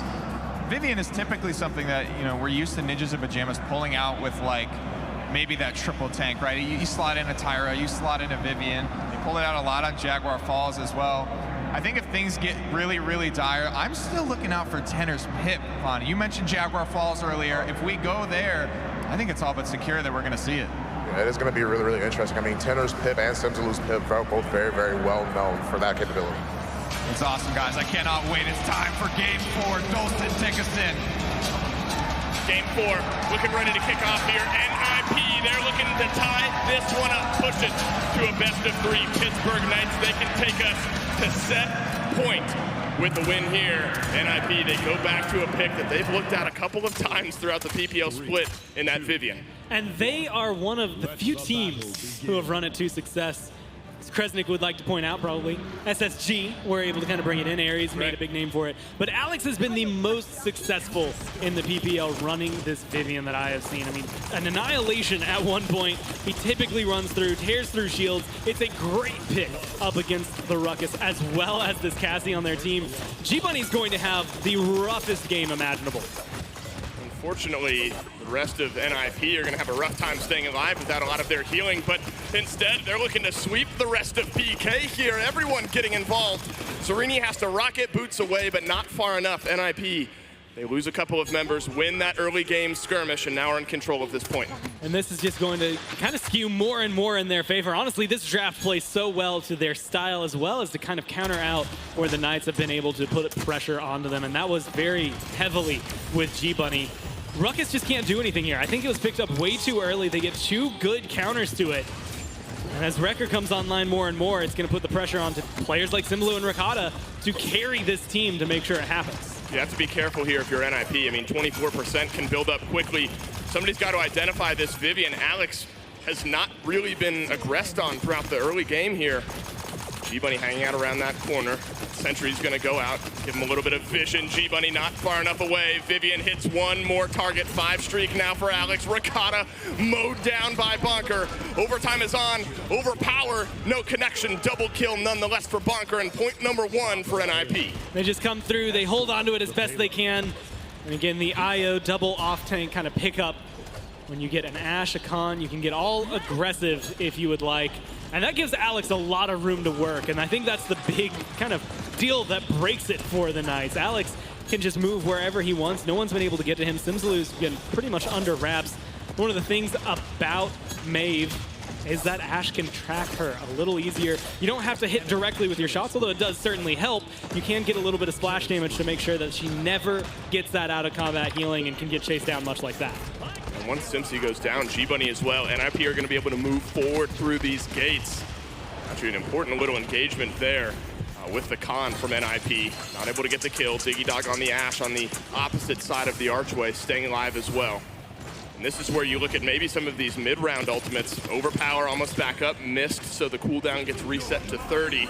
Gets used now, connects this time. Big first kill from Bittner. Double kill for him. Still only 4 deaths on the side of NIP right now. 3 of them on Bird, so they're targeting out the healer pretty appropriately. But really, the kills that are coming up for him. 5-0 and 7 for Bittner. Just keeps finding kills left and right. Takes it up to 6-0 and 7. A 13 streak for him. You got to deal with the Vivian. You've got to learn how to deal with this Cassie. It's going to be a huge momentum shift for the Knights in order to keep themselves alive in this game. Otherwise, it's looking pretty solid for NIP. I mean, a minute left here. This is the choke point for Ascension Peak. This is the easiest place to hold. A lot is on the line here for the Knights. Look at Cuss Cutie. He has through time and space ready. G-Bunny kind of out on an island on his own, gets caught out. Bittner, Cassie, a big counter to that Ruckus. It's been ringing true throughout the start to this game. Zerini has to rocket boots away, but it's not far enough. Payload's so close. Only the squishy members of PK left alive. NIP with ease push that one through and take a 2-0 lead. I mean, it was a good point fight into a good zone. There are so many counters on their team, Dave. It just kind of falls into their lap. They get 300 credits a player to go towards those items to help counter out a player, again, like G-Bunny. who is the driving force behind the Knights. If it's not him, it's Simsalou, and right now neither of them have been able to get to the back line and cause any trouble. G-Bunny, it's because Cassie, a couple of shots towards him, is going to kill him. Same thing for the Vivian. So the easy targets, quote unquote, for them to get to are not easy for him to take down. He's 0-5-2 right now. Third bottom. The only people who are doing less damage than him are the supports. And even then, it's not by so much that you're feeling comfortable if you're this Ruckus. 3 members of NIP have not died yet this game. Bonker has died once, Bird has died 3 times, but you look at Cassie, Ash, and Vivian, undying so far. Those big double-digit streaks for them. Cutie poked out. First blood in this fight for Pittsburgh Knights. Simpsy dives in onto Bonker, assert dominance from Diggy Dog. Zones out the backside of this point. Rocket Boots through from Zerini. A lot of value out of that ultimate there from the Ash. Moving forward, Bittner a double kill. Alex adds 1 more. 2 members left of PK. They're trying to fight, but they don't have enough damage. They don't have enough health. NIP right back on the point. They're standing tall after that one. 50% back on those Sentinels here for Alex as well. It's just more damage that can come to him when that happens. They've got a scout, which is going to be perfect for trying to figure out where the Knights are going to be coming from. I expect to maybe see that get used here in a second, especially to counter out that midnight. Now they have vision through it. One moment you have no vision, the next moment you have all of the vision. Cutie, 1 more through time and space, no connection. Overtime started from NIP. Somebody from PK has to be on that point at all times. G-Bunny into the Hexafire, gets himself the kill, gets himself a death. NIP, they've got the numbers, they've got the abilities, and they've got the health. And Gormizer, it looks like they got point number 3. And they're doing everything they can if you're the Knights to try and fight back. Unfortunately, it's not much right now. Simsalou gets a good trade. Finally puts 1 death there to stop Bittner's 20 streak. He's 10-1-10. Yeah, but somebody else has got 21. He's been able to kind of tick it up 1 more. Alex has been safe. The shield does so much. Maeve can pounce through that to deal damage to Alex. That's the important thing to note. But you got to get there. He's not getting there. If you get tracked down by him before you can even touch him with some daggers, it's not going to matter. Okay. Simsalou picked off, killed once again. Alex takes it to 22, has the Sentinels available. But he's low health now. It might be enough. They save it. Dave. I don't know, Gore. This has the makings of Frog Isle, the first map of this set, but kind of in the opposite direction. NIP up 3-0, 7 minutes into this game. Nothing has really been working for PK up to this point. They've got to defend for the next minute and a half. You know that brief pause yesterday when they were playing Envy, essentially in Brightmarsh? You know, we were there for a few minutes before they found a 4-0. Right. This is that moment, except for NIP. It's a good way to just kind of solidify yourself and stay alive in the set, tie it up 2-2. But you gotta figure out how to stop it. You can still do so. The problem is your midnight comes up, Scout's there to counter it. You need a big through time and space. You can't always count on it. The biggest one I can think of has to fall onto Zerini. It has to fall into Ricotta. They just have to do it the way that you are used to. No ultimates, doesn't matter. You can ignore them, you can have them. Just go in for the fight, win with your shots. Simpsy gets so aggressive. He is able to get the kill. Bird's able to trade out 1. That's 2 for Bittner. And Ricotta from the high ground as well, sniping away that long-range confirmable damage. But look at this, Diggy Dog, he's dropped down the banner. He's kept the payload right where it's at. He's pushed Pittsburgh Knights back into their base.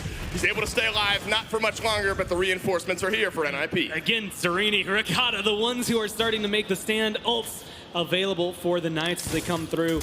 Big pickups coming online now. You get Cauterize 2, Cauterize 3 for Simsalou, as well as some Record. They're looking to burn through. More than anything, the Vivian shield is going to help against the Khan shield as well. And now you've got that anti-heal. Simsalou buys it up to tier 3, 90%. It's going to make Bird feel a little more useless, allow him to get more kills onto Bittner, onto Alex, stop these carries from carrying as hard as they are. This is a zone where NIP, if they see an opening, they're going to take it. Good shot from Cutie. Just clips Bonker off to the side. A big opening kill for Pittsburgh Knights on this defense.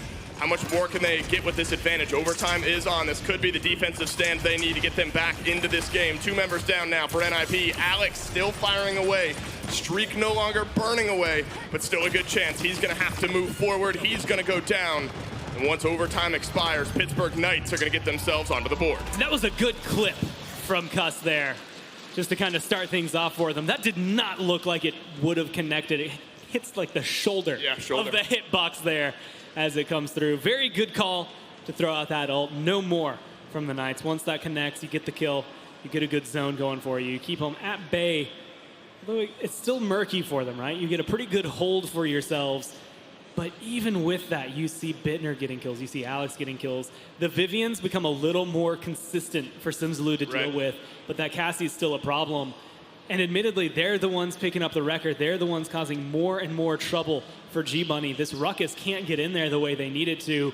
It's almost like they're fighting a 4v5 perpetually. If G-Bunny can find a good flank, catch someone by surprise, that will be a big key opening for them. I think we saw a glimmer of that towards kind of the mid-round in that defensive stand from the Knights, where Simsalou dove through right behind Alex and forced Alex to turn around, stop free firing on the rest of the Knights. Yeah. He was able to get the kill, but there was enough of a turnaround from the rest of NIP that's always going to be a one-for-one trade if the Mave tries to dive that back line.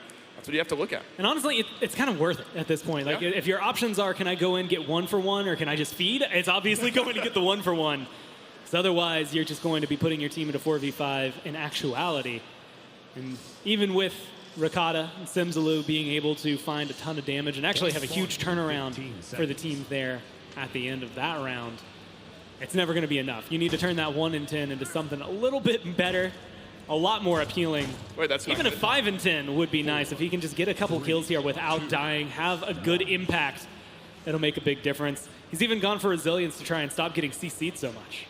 Well, this would be exactly like Frog Isle, the first map of this set, if NIP were able to close it out here. 3 caps of push and a defense. Early overpower onto Cuskitty. That's good for a kill for NIP. Get rid of the healer right off the bat. Why not? Bittner finding the angle, looking for one last shot onto Simsy. The Cassie finds it. Down goes the dome shield from Zarini. Ricotta, big double enlightenment from him to keep his team in it. Now he's moving forward. Suddenly, Pittsburgh Knights, they flip this fight on its head. And they're doing everything they can to fight back and stop Bonker. They stagger him out. They keep him behind. They control the objective for a good long time now as well. Diggy Dog's going to get here, but he doesn't have any backup. Has a little bit of damage coming in behind him, but Simsalou's in a beautiful position. Even with the scout there, he can get aggressive. You have to look at the ultimates, though. NIP still recent, still looking at them. Simsalou gets the kill onto Alex through that midnight. Suddenly, Pittsburgh Knights, they're the ones with streaks on their side. Ricotta finding some presence in a lot of these fights. Bittner one more time, opening up the killing on the re-engagement. Simsy knocked back. Simsy dashes forward, 97% and climbing. That's where they're going to stall out. A cascade of kills suddenly for NIP. They just need one more control to win this game. But it's 97-30. All the Knights have to do is come and fight back. They can regroup outside their base. They don't have a lot of time to play with, so they're going to be kind of rushing the buzzer here as NIP are looking for any dismounts. Everything that they pick up from that, any shots are going to be good for them. But a good dash from a Ruckus, a good shot from Cuss here could still open the door.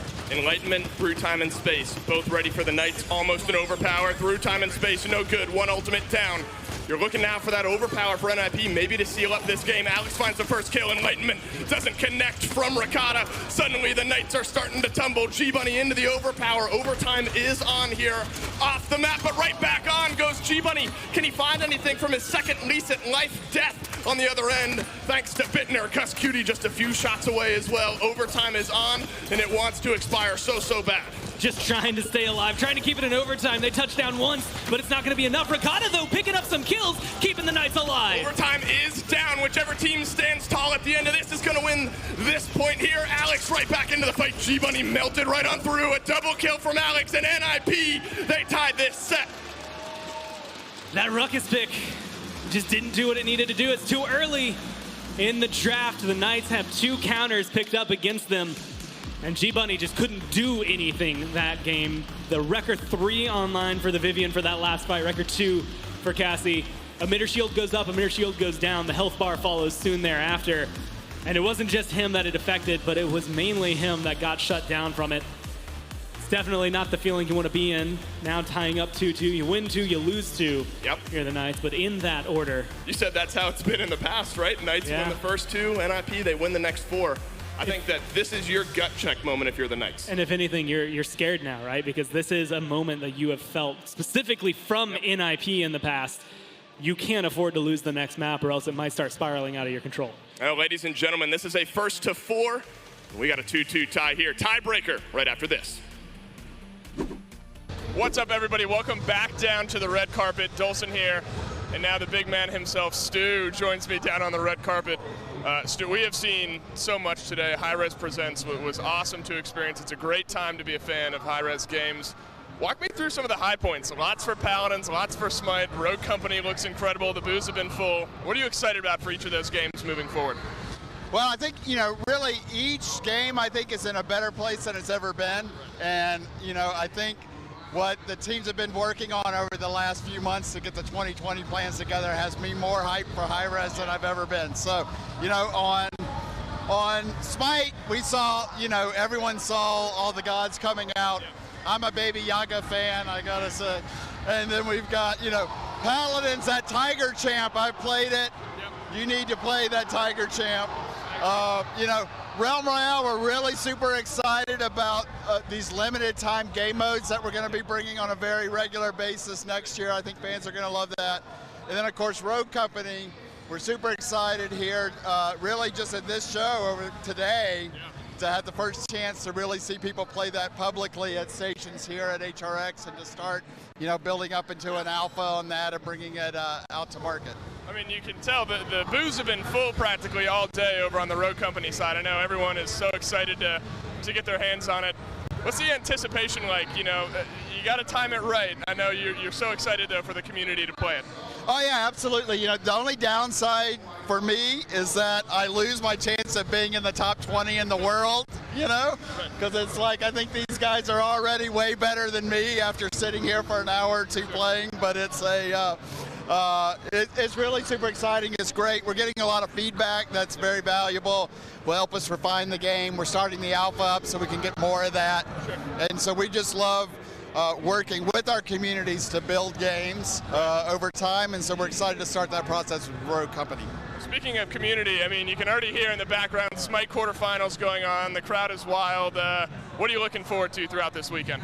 Oh man, these things, everyone in the office was like tired of me yelling last week through the placement rounds in the office. There were so many great matches, so I'm really excited to see what comes of this. I think the crowd is already really great, for a Friday afternoon. I think this is by far the biggest, best crowd we've had for any of our Smite World Championships on day one at this time of day. So I think that's a great omen for what we'll see tomorrow and Sunday, and I just hope we get some great matches. I never root for a team. I just root for all best of, to go 5 matches, in every semifinal and the finals. Well, it's got to be hard. I mean, there's so many likable teams, so many people to like. Well, at any rate, thank you so much for talking with me a little bit. I'll let you get back to the event and enjoy the weekend.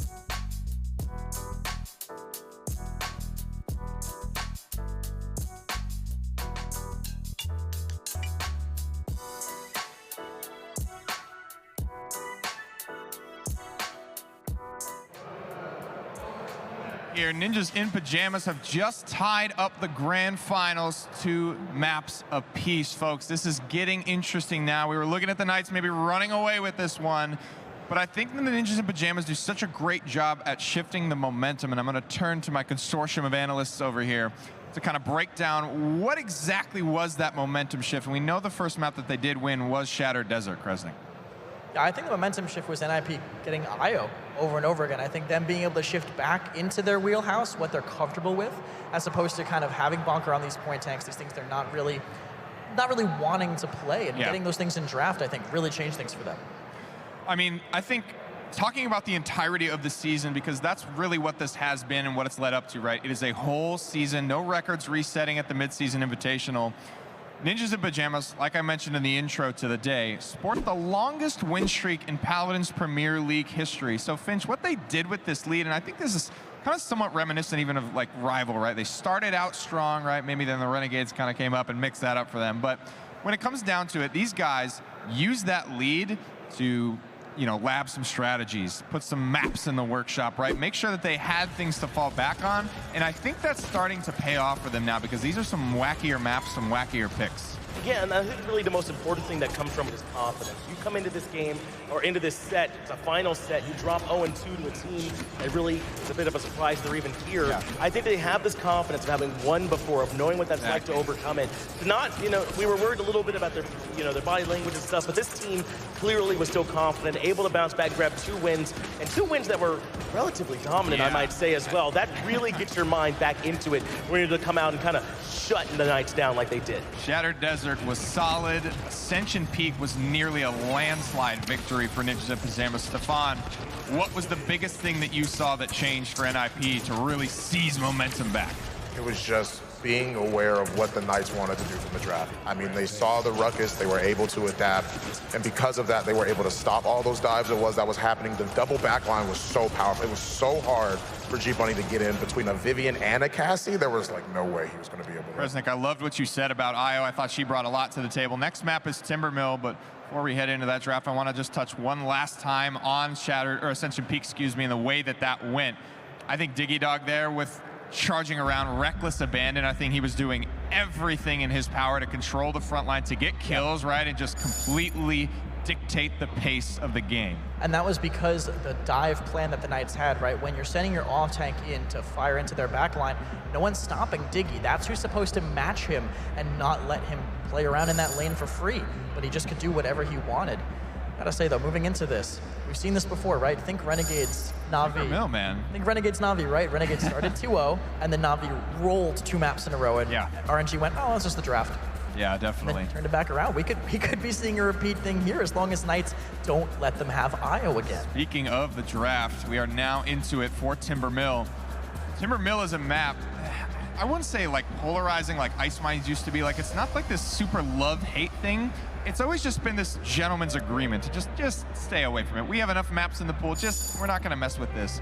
Until this tournament, man, this has been almost a staple, right? We're talking about Jaguar Falls not being seen for the entirety of the weekend, which is the vanilla base map. Nothing's really prohibited by running on this map. And then the polar opposite, I would argue, is that Timbermill, where it is huge. Some of the longest lines of sight and some of the most unique gameplay elements of all the maps in the pool.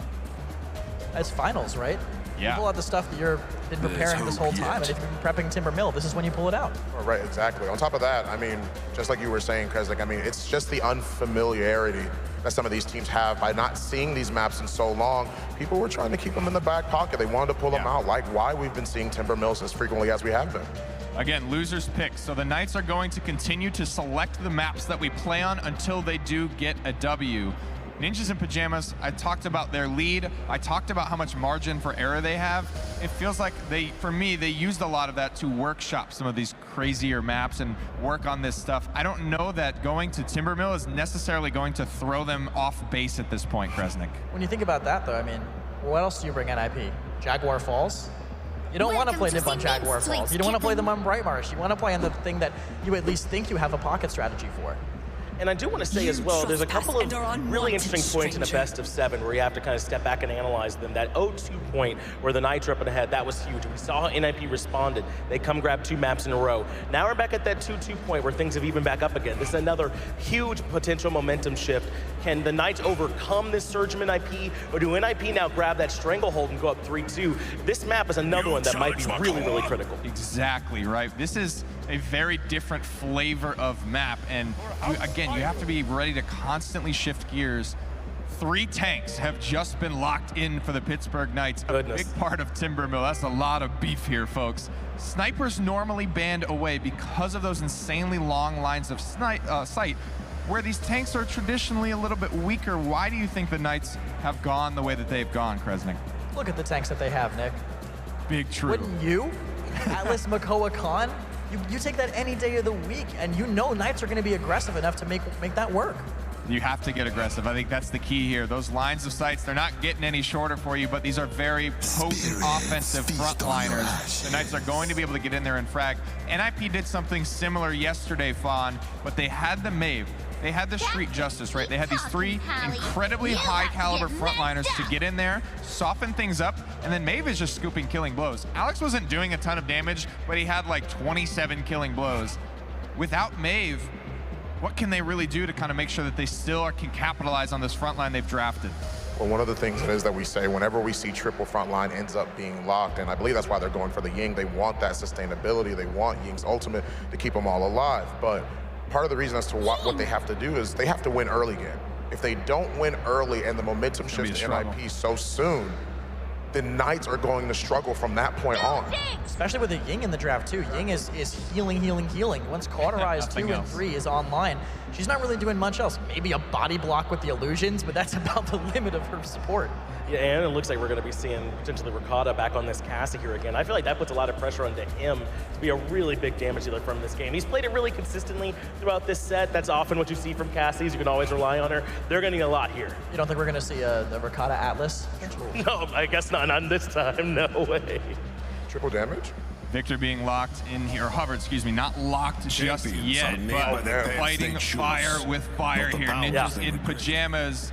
They're not to be outdone in the draft phase here. 3 tanks locked for the Knights, 3 damage dealers locked for Ninjas in pajamas. Final thoughts here, Kresnik. This is just so much pressure on whoever's playing Makoa for the Knights. If you're hooking the flanks, NIP won't be able to do much of anything. And we don't even know who's going to be playing the Makoa. Bunny, Zarini, or their flex. They have to hit the dredge anchors on the flanks, or I think this game is unwinnable.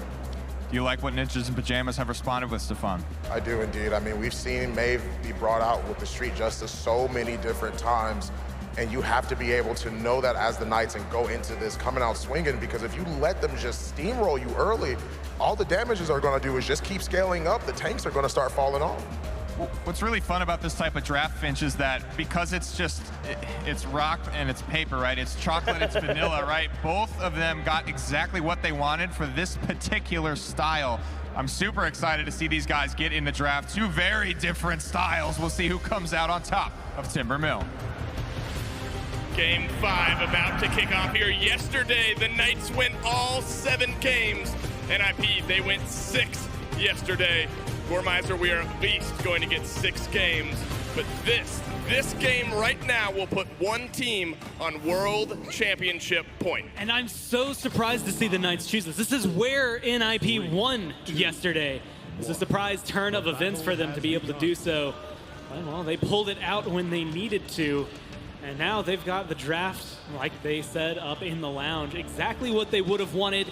The double flanks, a lot of maneuverability, gets them into the back line. Causes a lot of trouble for the Atlas, the Makoa, the Khan. All of them are going to struggle against the Eevee and the Maeve. But even with that Victor setting them up, it's just so many factors working in favor of NIP. I'm curious to see how the Knights make it work. It's a tale as old as time, isn't it? Triple tank versus triple DPS. I think the win rate for triple frontline is a little bit higher.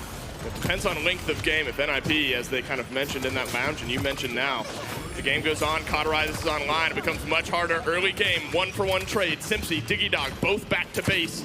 Point control somehow with 3 front lines still for NIP.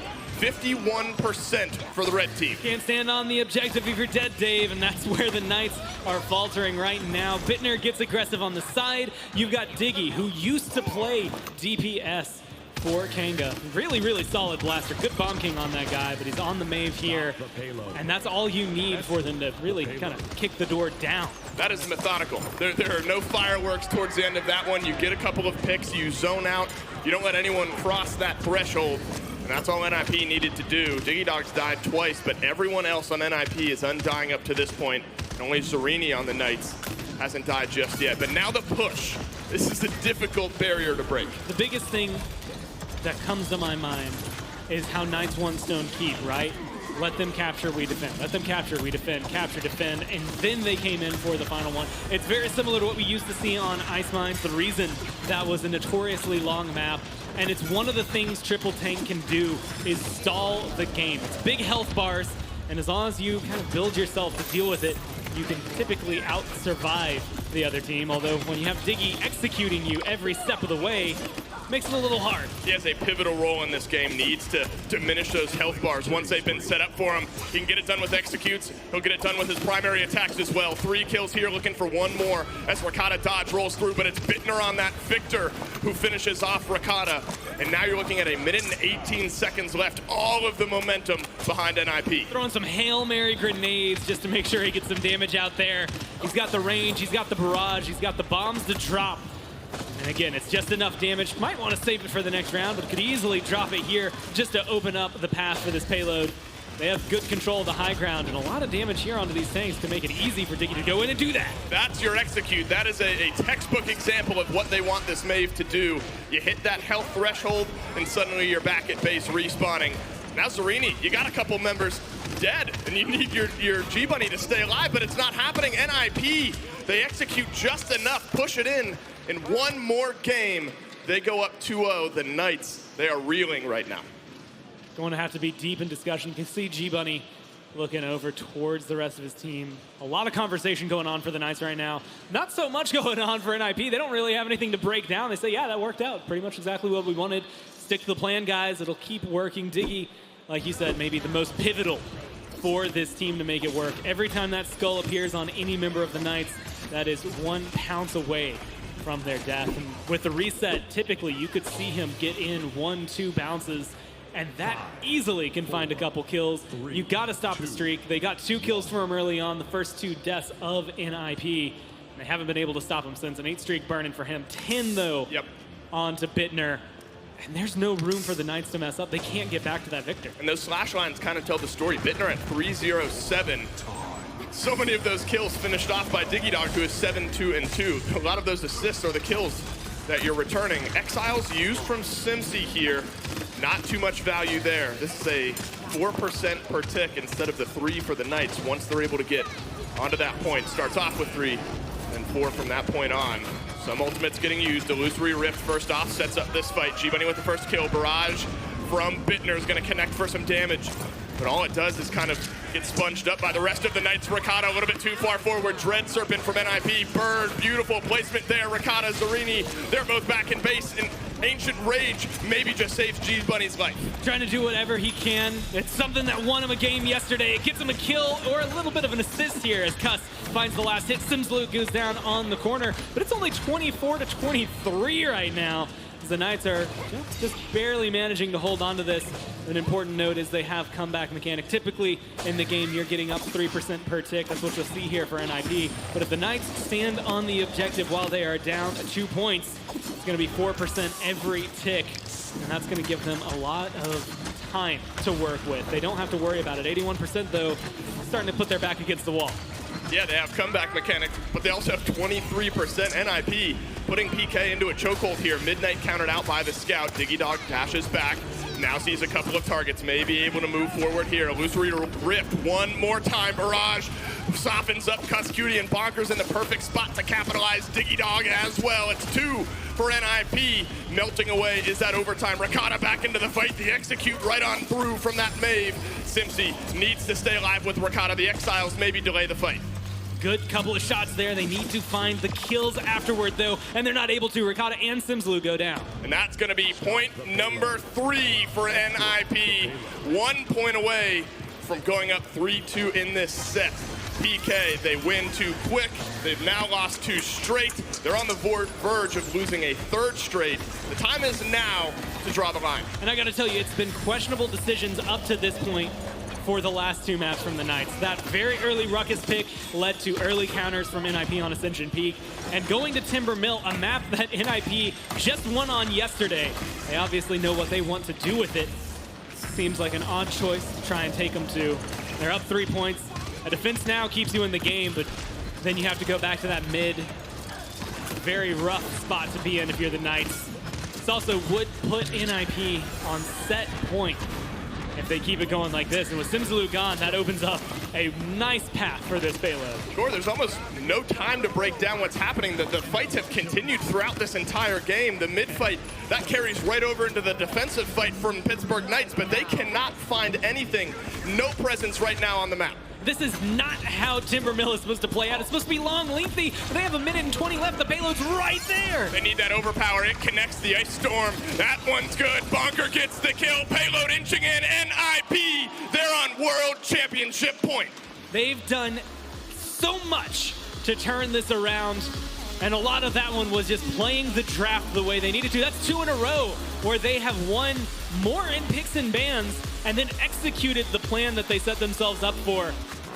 Again, a couple of decisions from the Knights. The Timber Mill and the Ruckus are the ones that catch my eyes as the most questionable for everything.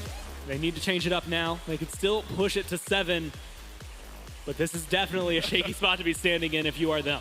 Well, you got to go back to early set form where you've won 2 straight, because that's exactly what you can do right now. No more, no less. You need 2 straight wins for the Knights to win the World Championships. Talk to me, though, Gore, really quick. We're in the pick and ban phase. We're seeing Atlas, Makoa, Khan. We're thinking there's no way they lose. It does come down to the map, the meta that they're trying to play. You want to get rid of Strix, and most of these maps, especially the ones that are left, you want to get rid of Makoa and Atlas. Yeah. If you let them through, you have to understand, especially on the side of NIP, Diggy Dog's in his zone right now. You don't want him on a comfort pick like that. Well, ladies and gentlemen, NIP, they're 1 win away from claiming the Paladins World Championship. Pittsburgh Knights, they're trying to fight back in Game 6.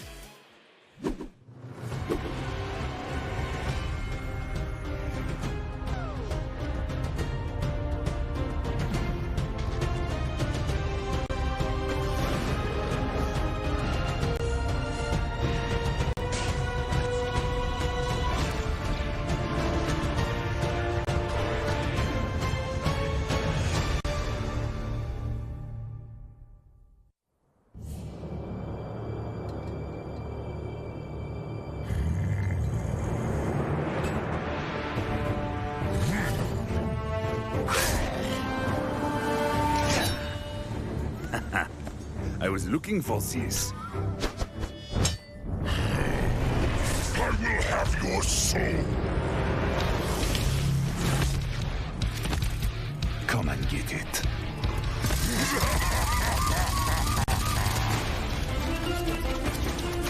Son of a...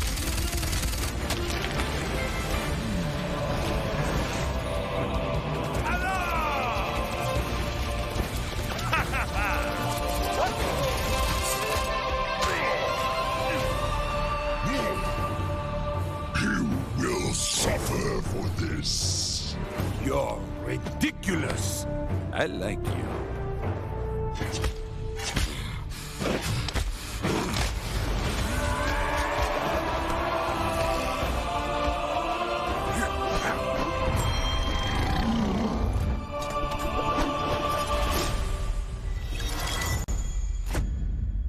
Ooh, that's going to leave a mark.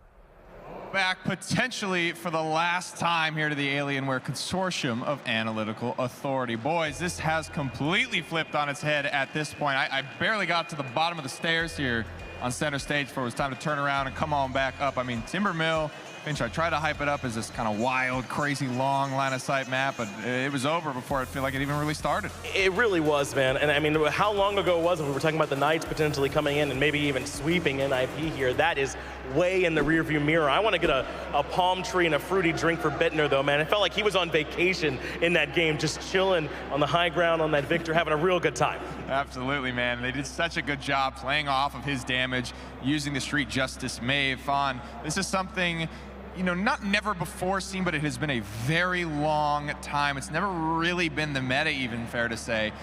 But this tournament, man, Ninjas of Pyjamas bring out this execute-style champion to really get the frags, and especially against a triple tank. I mean, it's so useful. Yeah, I mean, I believe I had brought that up during the draft as well. I mean, you have to win early with this triple frontline composition. NIP, like I was saying, you know they're going to go Street Justice Mave. They've been doing it throughout this tournament and actually just putting people in body bags with it because nobody really knows how to adapt or really try and fight back against it. It's so quick. Speaking of adapting, you know, we kind of joked about whether or not this was going to be Ricotta's Atlas Kresnik. It ended up being Simsalou on it. Not an easy frontliner to pick up, right? This is a very, very unique character with a lot of mechanics not shared across the cast. So if you're not playing him, you're not really getting good practice for him. And there's a reason you usually don't put your flex DPS onto Atlas when you move to a triple tank composition. Yes, it's hard to use the cooldowns, but if you misuse them, it's so punishing. He has some of the longest cooldowns in the entire, almost MOBA level cooldowns, honestly, across the board for it. So if you misuse one, you're not going to get any value from it for a long time. Trouble now in the waters for the Pittsburgh Knights. After winning the first 2, they have dropped 3 straight. Not the reverse sweep here, but thematically kind of the same thing. Bright Marsh is where it could all come to a close. Again, reminder that loser's pick is still the theme of the set, so this is still the Knights selection. They still feel best about their chances here a map that traditionally Finch can be over fairly quickly. It's kind of surprising, but again, going for a big momentum shift here. This is the antithesis of Timbermill. This is a very, very small map. And I think I'm looking at the coach. I think I'm looking at the veterans. You know, Cuss Cutie needs to be able to ground his boys, turn this one around. Yeah, this is where you got to dig deep, man. This is exactly where championships are won. It's moments like this when you came out and you had a great start to it. Suddenly you've been knocked down to the ground. You got to find some kind of way to get back up, and that's where you got to start looking towards Cuss, as you're saying, to your coach, someone who's outside the game for that global perspective. Because right now, almost nothing is working for the Knights. It's not just that it's been a 3-0, but it's been pretty decisively NIP in these last 3 maps. They got to figure out a way to get something going. A win here, I think, would send a very, very cold chill up the spines of NIP too, because despite all of this winning, despite all of these victories, a win here on Brightmarsh would still be set point for them. I know Tenor would be shaken, right? This is where he's always gotten to, man. The finish line. He just needs to take that step to cement his legacy into greatness. Bird, the captain, support. I think a lot of the big things outside of the game for NIP, and Bonker sitting alongside him. They've done it once before.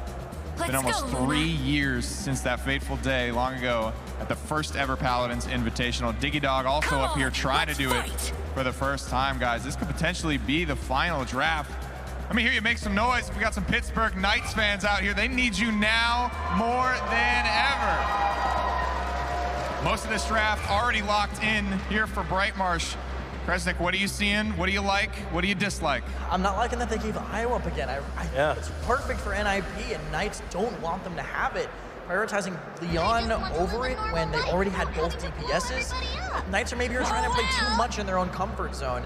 I say that after criticizing them for having Simsulu Atlas, but there's definitely a happy medium they can find that they need to find if they want to take this series. I know you were really worried about that Ruckus IO combination. Very difficult to shut down once it gets rolling, especially in the early game.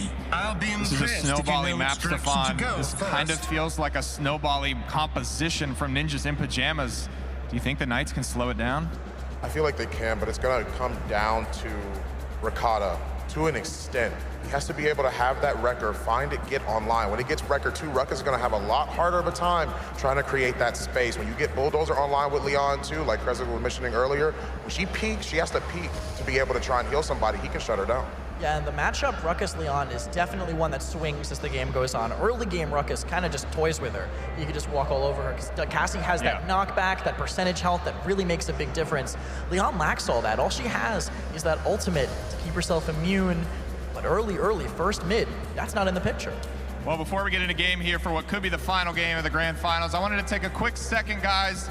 We're the faces in front of the camera. I want to thank some of the guys behind the scenes here. I got a list of names: Tyler, Ray, Brad, Jared, Jennifer, Anthony, Alex, Cornbrett, Doug, Dylan, Zayed, and Joe, Matt, Jameson, 99, Peter, Cole, Zach, Vinny, Coop, Mallory. Thank you all so much. Big Blake at the front of the house, the production boys, Dave.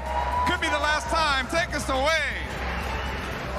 More time. Ladies and gentlemen, we've heard from the Knights fans. If you want NIP to close it out right here, let's make some noise for NIP in maybe the final game of this World Championship. Gormizer, one thing I look at the Knights draft. We talked about how high IO's win rate is, 30% on Eevee, 30% on Genos. That has to be a conversation point about this PK draft.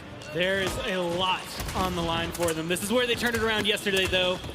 But Eevee, not really the one that we and you were expecting to watch. We were thinking this is a pit pick for Simsulu Easy. He did so much with it yesterday. Now, trying to see if he can counter this out. If he can find the kill onto Maeve in the back line, get rid of Alex, gets rid of a lot of pressure from behind. But first blood goes to Bittner. NIP, they strike first, immediately answered back with a kill by Simpsy. Zarini into the failsafe, a little bit of extra shielding, is able to stay alive, grab the kill at that Bonker though. He picks up the Ruckus, he slides through, a double kill for him, and Cuss Cutie, he's left backing off. And you can't ignore the impact that Bonker had on Ruckus yesterday. Very similar to what we've seen. Maybe goes in, gets a 1-for-1, goes in, might just die. Yesterday on Timbermill, had probably one of the worst performances you could have on a Ruckus early on, and then still made a game-changing play. So you can never count him out. NIP know what they're doing with this draft. But again, Knights 4-0'd Envy here yesterday. It helped that they had Strix. This time, they're going to have to do it on the back of Ricotta's Leon. They're at 96%. Reinforcements are here for NIP. Dempsey and Serini, though, they're shutting down any question of that. A double kill on this EV7, make it 8 streak now for Simsalou. Pittsburgh Knights, they're gonna strike first. This EV has found its stride, 6-0-3 for Simsalou. Again, showing up when you need him to. And again, he's looking for the full storyline. So often this year equated to essentially an anime arc. Comes back after being a blacklisted player, now playing on the world stage in the finals. Unfortunately for him, his streak ends right there, but his impact is still felt. A lot of distraction, a lot dropped just to get that kill. It's got to be a weight off your shoulders if you're the Knights, at least just to get the first point on this map. Get yourselves over that starting line and keep this payload moving. Now you look at maybe some ultimates through time and space. Cuscuity, one of the best in the league at hitting that ultimate, which is so hard to hit.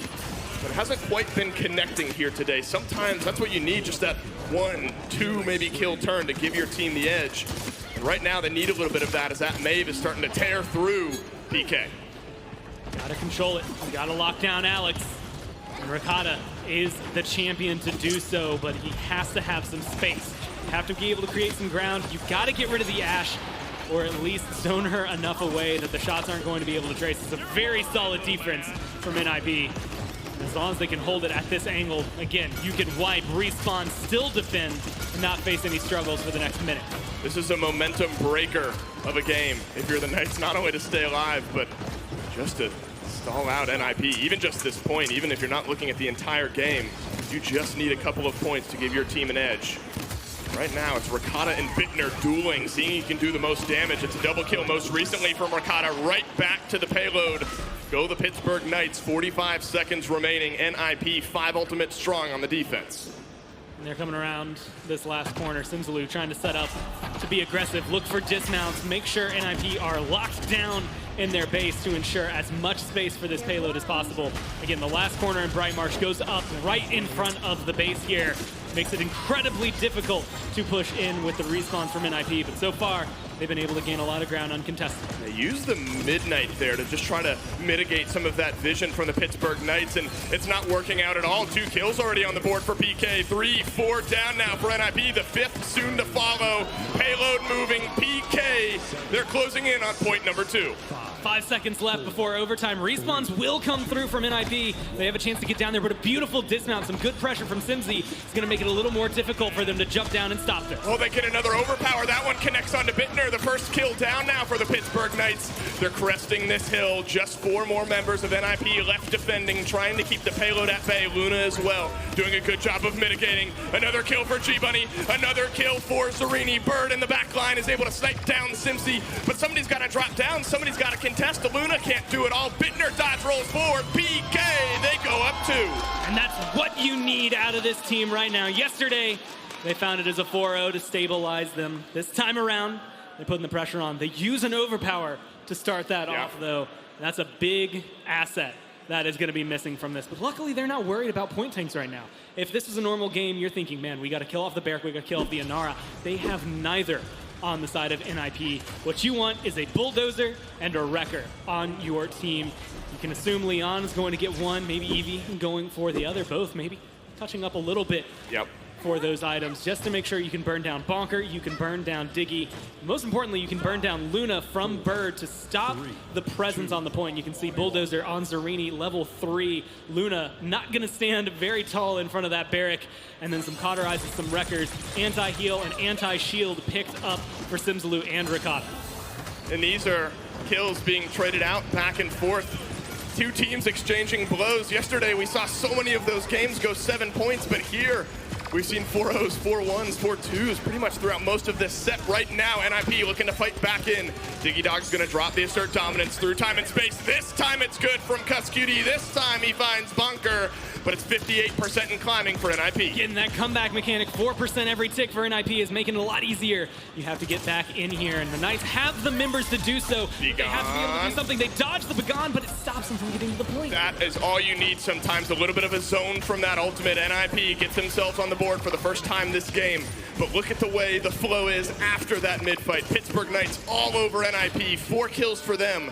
And now you can control as much of this map as you want. And Zerini saying, get over it, Ricotta. I'm going to be the one hitting the shots. looking like a DPS with how many kills he's getting. 8, 3, and 8 for the Barrack right now. A huge impact from the frontline player. So far, even though he brought a different style of play, a lot of the impact that has come down from him has been how much he can put in on this. Not as much damage as you kind of expect to see out of a Luminary boosted Barrack. But admittedly, he's doing the job. He's getting the last hits. He's getting the pressure where he needs it. And it's stopped this payload from going anywhere. Yeah, you look at that progress bar at the top of your screen there beneath the scoreboard. That little diamond indicates the payload, and it has not moved an inch since NIP were able to win that mid-fight. Now, maybe a little bit of space for them. But Gormizer, this is a map. You look at Brightmarsh, this is absolutely a map where you can get it done in 30 seconds if you need to. So, job's not done yet for PK. It's a weird winding path you have to go down. And there's a lot of little choke points, choke holds, I would describe them. Because it's not going to completely stop you, but it will keep you at bay for just a little bit. And as you said, you can get it pretty far in just a little amount of time. They've only used about 30 seconds to get it here, sitting about halfway, a little under, but a full minute to keep pushing. That's a good knockback from Digidog, but just a little bit of mitigation there as the rest of the Pittsburgh Knights are able to trade out. Now the Ash deep in the back line for NIP, but if nothing else, this just buys him a stagger. He wants to keep fighting. He drops the assert dominance. He knows that the rest of his team is maybe going to rejoin this fight here in a moment. Now the reinforcements are back. Pittsburgh Knights, they're able to slow this one down, but with 30 seconds left, every kill, every trade counts. Finally, Digidog. Wait, he doesn't get cleaned up. He turns around the kill. Ricotta and G-Money instead are the two that fall. He has 7 health right now, and he can turn that around. Get rid of Ricotta, stay alive, keep contesting. And it's still NIP's fight. They have respawn proximity for the Knights. They're going to be able to jump out of the base and have the high ground. But it is a difficult fight right now. This is it. Suddenly, the game turned on its head. PK with a chance to make it 3, NIP with a chance to tie.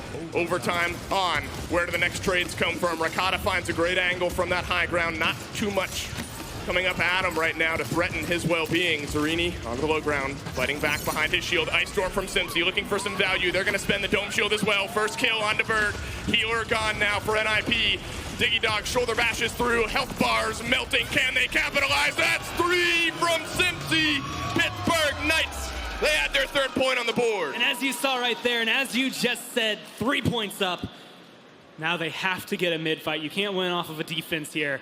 They can only hope to capture this middle objective. And NIP just dominated them the last time. They used the comeback mechanic very, very appropriately to get them that point, though.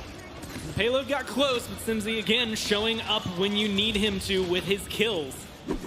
That EV is on just enough of a streak. Wow. 14, 5, and 12. It's going to be number 5 in terms of damage, but it doesn't matter. Its effectiveness is elsewhere.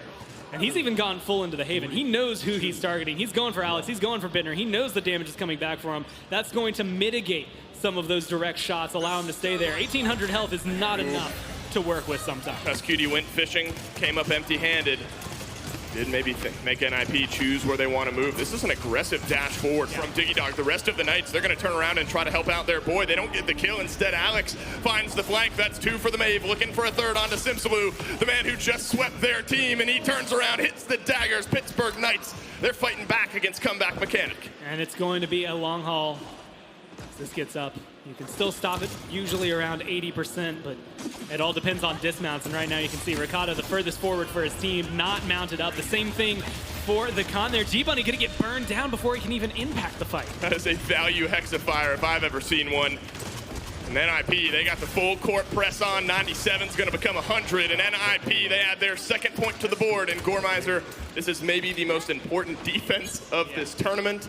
The most important offensive push for NIP, a chance to tie this game, a chance to push it to a .7. And again, the Knights can't win off of this. They have to win a mid-fight. If they can hold here, NIP will stay at 2. If they convert, tie the game at 3, and then make it the last mid, which could be game point, set point for NIP. Pressure on them to perform right now, and Bittner still coming up and getting the kills. So 2 for 2 so far. Cassie moving in forward here for NIP. Payload moving a lot quicker. Remember, that diamond's about halfway through here with 1 minute and 45 seconds left, whereas last round, it hadn't even escaped the apartment building where it spawned. The Pittsburgh Knights not giving up easily. They're pushing NIP as far back as they can, but a couple kills from the rest of the red side is going to keep things interesting here. Bittner looking for just a little bit more. Bonker cleans up the kill onto Ricotta, but G-Bunny, he picks up Cass. You gotta lock him down more often, though. That's the biggest problem. Bittner keeps sitting in the back, finding good angles, getting good shots, usually on the G-Bunny, just causing a little bit more distress for him, causing him to break down a little bit. And, you know, one of the things that has been a pillar on, showcased by the Ruckus game a couple of maps ago here on Ascension Peak, is that G-Bunny is kind of essential for this team to keep going forward. 8, 10, and 15 is fine by him. It's that overpower. It's the impact he has setting up the kills for everyone else.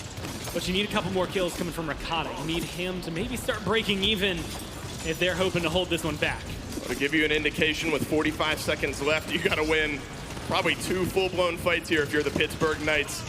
You got to kind of hope that they either drag out or you win them handily. You can't deal with a lot of the trading back and forth. G-Bunny very low, poking away at a few members of NIP who are slow playing this one. 5 ultimates ready to go into the ice block. Goes Simsalou, dashes through, looks for some damage. Ricotta backline, first to fall. Diggy Dog has the assert dominance. What do you want to spend to keep this from being a tie game? That's the question. You might not have to spend anything with Alex getting another kill onto Simsalou. G-Bunny gets chipped away at as well. Suddenly, Zerini, last man standing, gets knocked back. Are they able to get the kill? Not just yet. He has the dome shield if he needs to use it, but he doesn't use it. He goes down instead. Bird and Bonker get the kills, and we are on World Championship point for NIP.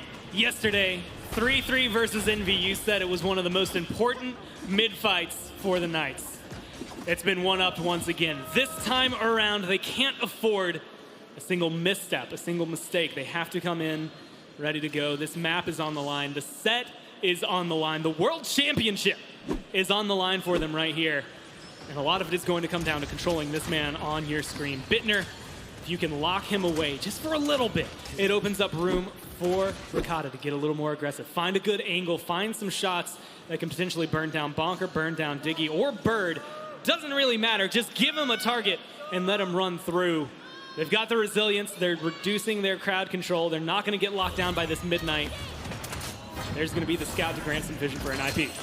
Gormeiser, we're either going to a game 7 or we're crowning a new world champion.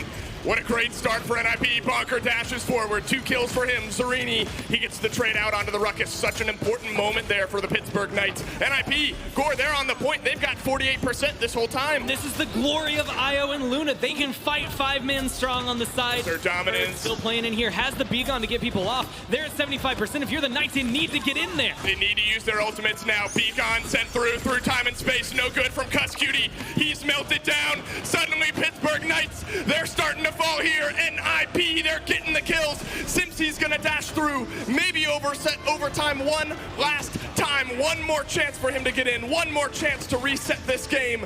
He is into the ice block. Overtime melting down one last time. They're not gonna do it. It's destiny fulfilled. NIP are your world champions.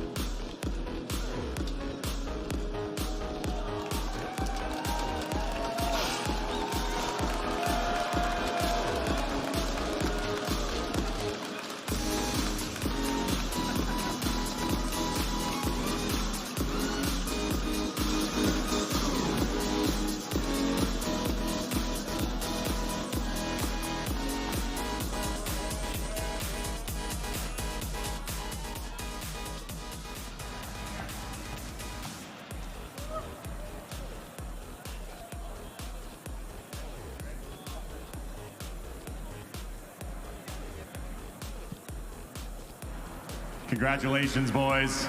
It's all over. You've done it again. Ninjas in Pajamas are victorious here at the Paladins World Championships. What do you think? What do you think? What's going on in that nicely coiffed head of yours? I don't even know. I have no words. Like, we've come so far. We were prepared and everything. We had a rough season, but we stepped it up and we finally won. Congratulations, man. I can see that it means a lot to all of you.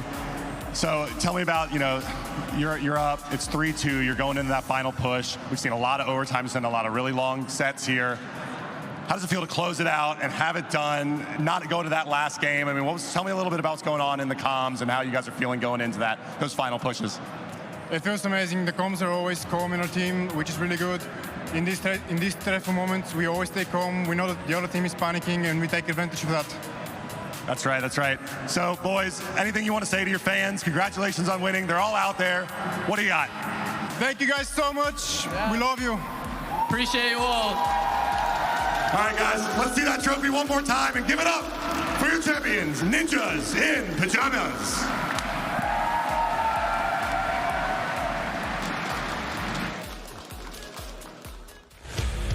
Our team had one mission: create a free-to-play multiplayer shooter. Rogue Company blends the exciting nature of an action shooter with tactical decision-making. Rogue Company is all about objective-based gameplay, with ongoing content that's delivered on a regular basis and a game experience that is the same across all platforms.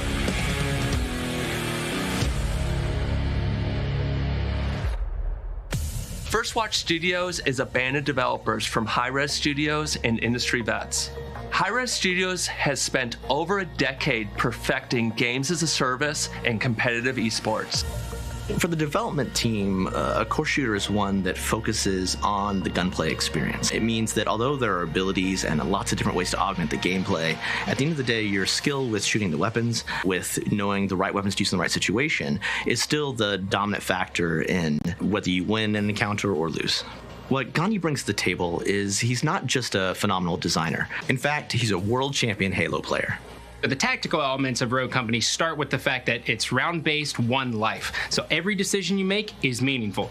The action elements come from everything else. Whether it's shooting a grenade launcher, throwing a melee weapon, all of these elements create throwing moments. Objective-based gameplay was a core pillar for Rogue Company because what we really wanted to emphasize was strategy, teamwork, and at the end of the day, meaningful decisions. The meta supports a bunch of different play styles, and it really comes down to what's the best fit for your team. We wanted to say, all metas can work, and the decision is on the player. With Rogue Company, we're taking on the challenge of creating our own IP and our own property. And one of the things when we started the project we wanted to make sure we did was find really strong world-class talent. The world of Rogue Company is set roughly 9 years in the future. We have a motley crew of very fiercely individualistic people from all walks of life. It is its own entity, separate from any government, but many governmental organizations do turn to it for help. When Rogue Company takes on that contract, Rogue Company has vetted it and approved it as fulfilling the main goal of the group, which is to right the world's greatest wrongs. Evelyn brings over 15 years of experience in narrative design and in building worlds, and we're very excited about having her to help build the Rogue Company universe. The direction for our map creation process is that we want to really have a competitive game, so we want to keep our environments nice and clean. A lot of the maps that we've created are areas that the Rogue Company has just entered into. High Castle is this estate/villa that's on the side of a mountain cliff in Italy, and it's got beautiful trees and beautiful rocks. It's a really interesting environment that you probably haven't seen in other games. Panama Canals was a map that we worked on for a few months. We wanted to make sure that we put a spin on your typical canal. And so the idea is that there's this war cruiser and this cargo ship that's exploded. And so players land into this scenery and have to fight the enemy combatants. Skyfell is an awesome, awesome map. Basically, it's a skyscraper in Dubai. It's brand new. It's super modern, super chic. It's where all the elite go to shop and party. And there's a nice, beautiful gallery.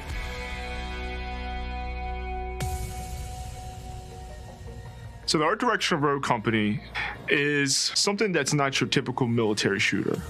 It finds itself really embedded in realism, but at the same time, there's a sense of flair to things. Dima is my favorite character. We came up with an idea where he was this guy that was boisterous, over the top, and would pretty much go to any lengths to get the job done for himself. One for you, one for you, one for you.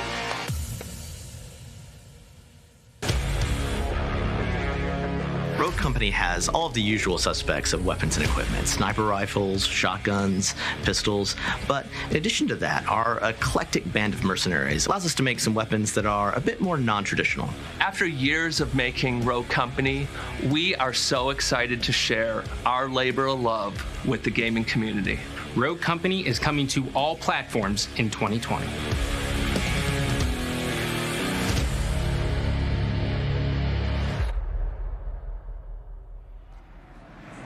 Welcome down to the red carpet, folks. We just crowned our 2019 DreamHack Paladins World Champions. Ninjas in Pajamas managed to claim the crystal on the main stage. I'm here to jump in and get a little bit more words from them all. Bonker, I know you've been here before. I know this position, you know, you've been in. What does it mean to do it for a second time with a whole new crew? I mean, I gotta say, this time it feels a lot better. Last time was just, you know, I came in as a sub and like I was just sliding through everything. This time we actually worked super hard for it. Like we grinded so hard. It really feels like we deserve it. I'm gonna step down now to Bittner here. Tenor, you've been to the finish line how many times, man? I mean, how many undefeated seasons have you had to just fall short? Finally, you cross it. What are the emotions you're feeling right now, bud? I don't know. When we won, I was about to tear up. I've been so close so many times, and I don't have words. It just feels amazing. You absolutely deserve it. I'm super proud of you for keeping your head down. I'm gonna get a couple words here from Diggy Dog, my boy from down under. The young Scrat himself. Shout out to the boy. I mean, this is an incredible journey for you, man. Coming all the way from Australia, you had to play through what was then the Global Series, right? You've been on an incredible journey to this moment right here. Moving across the world, you had to leave your friends, your family behind to move in with this goober down here in Sweden, making the jump to the PPL to show you had the chops to cut it at the next level. You've never been to a finals. Not only do you get to the finals here, but you crack the World Championship, you hoist the trophy. What does it all mean, man? Is it all worth it? Well, for me, I always want to prove for the Australian scene that we have what it takes. You know, we're too far away and we don't have the support. So it's really feels so good, to be honest. Literally down on an island, hundreds of ping. You only get a couple of chances per year to show what you've got. I know your Kanga boys were hollering for you in the crowd today. It was a beautiful moment there. They're showing some love there, of course, in the crowd. Alex, my friend, a long journey for you as well. Once on Mouse Sports, a struggling team, to kind of have this moment in an entire year. You were a last-second pickup, really, for Ninjas in Pajamas. You're on an incredible win streak with these guys. You hit at some bumps in Phase 2, but ultimately, you make it to Worlds, you show up, and I think there's no doubting that you're now one of the best players, and your name is going to go down in history. What does it mean to not only turn around your career, but to do it with one of your former teammates coaching you the whole way? It literally means everything to me. We gave up so much of our lives and everything just to compete and do this. It's literally my dream, and I'm so happy we finally managed to win. And I also want to thank all my friends, family, and all the fans that supported us through the whole thing. Even the people that don't even support us, I still thank you as well. It's incredible, man. You guys work so hard. They're alongside us. They're in the office 40 hours a week, grinding out these games. So I'm going to get a couple of words here, of course, from Bird. One of the few players still here from Sweden, man, Young Shopping, that Founders Tournament. You did it in the first World Championship, but you've been here ever since. How do you keep doing it? How do you keep stringing these teams together? How do you keep putting together championship rosters? Well, I think we struggled for a long time because we tried to put together championship rosters, and I think the alteration we did this year was to get a group of 5 friends and just play our hearts out. The first iteration of Ninjas in Pajamas sported a lot of superstars from a then rival team, District 69. What does it mean to take guys like Diggy Dog? That's a risk. Guys like Alex from a winless team, guys like Tenor who are ultimately proven online but never at LAN. How do you have the vision to pick out that type of talent? I don't know about vision. It's a lot of luck, I think, and it's a lot of hard work. Like when you try to play your luck like that, then you have to know you have to put in a lot of hard work afterwards too.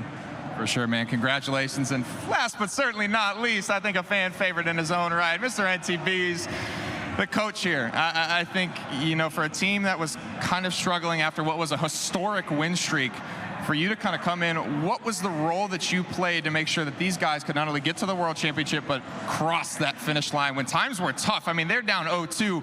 What are you saying to them? They asked me to come in. It was basically just mental games. They needed someone to be there to make sure that they were always on their A game. And I told the boys when they asked me, I said, nobody wants this team to win more than me. And I'm so glad they brought me in. I think I've done them proud, and they've done me really proud as well. And I just kept them on their A game.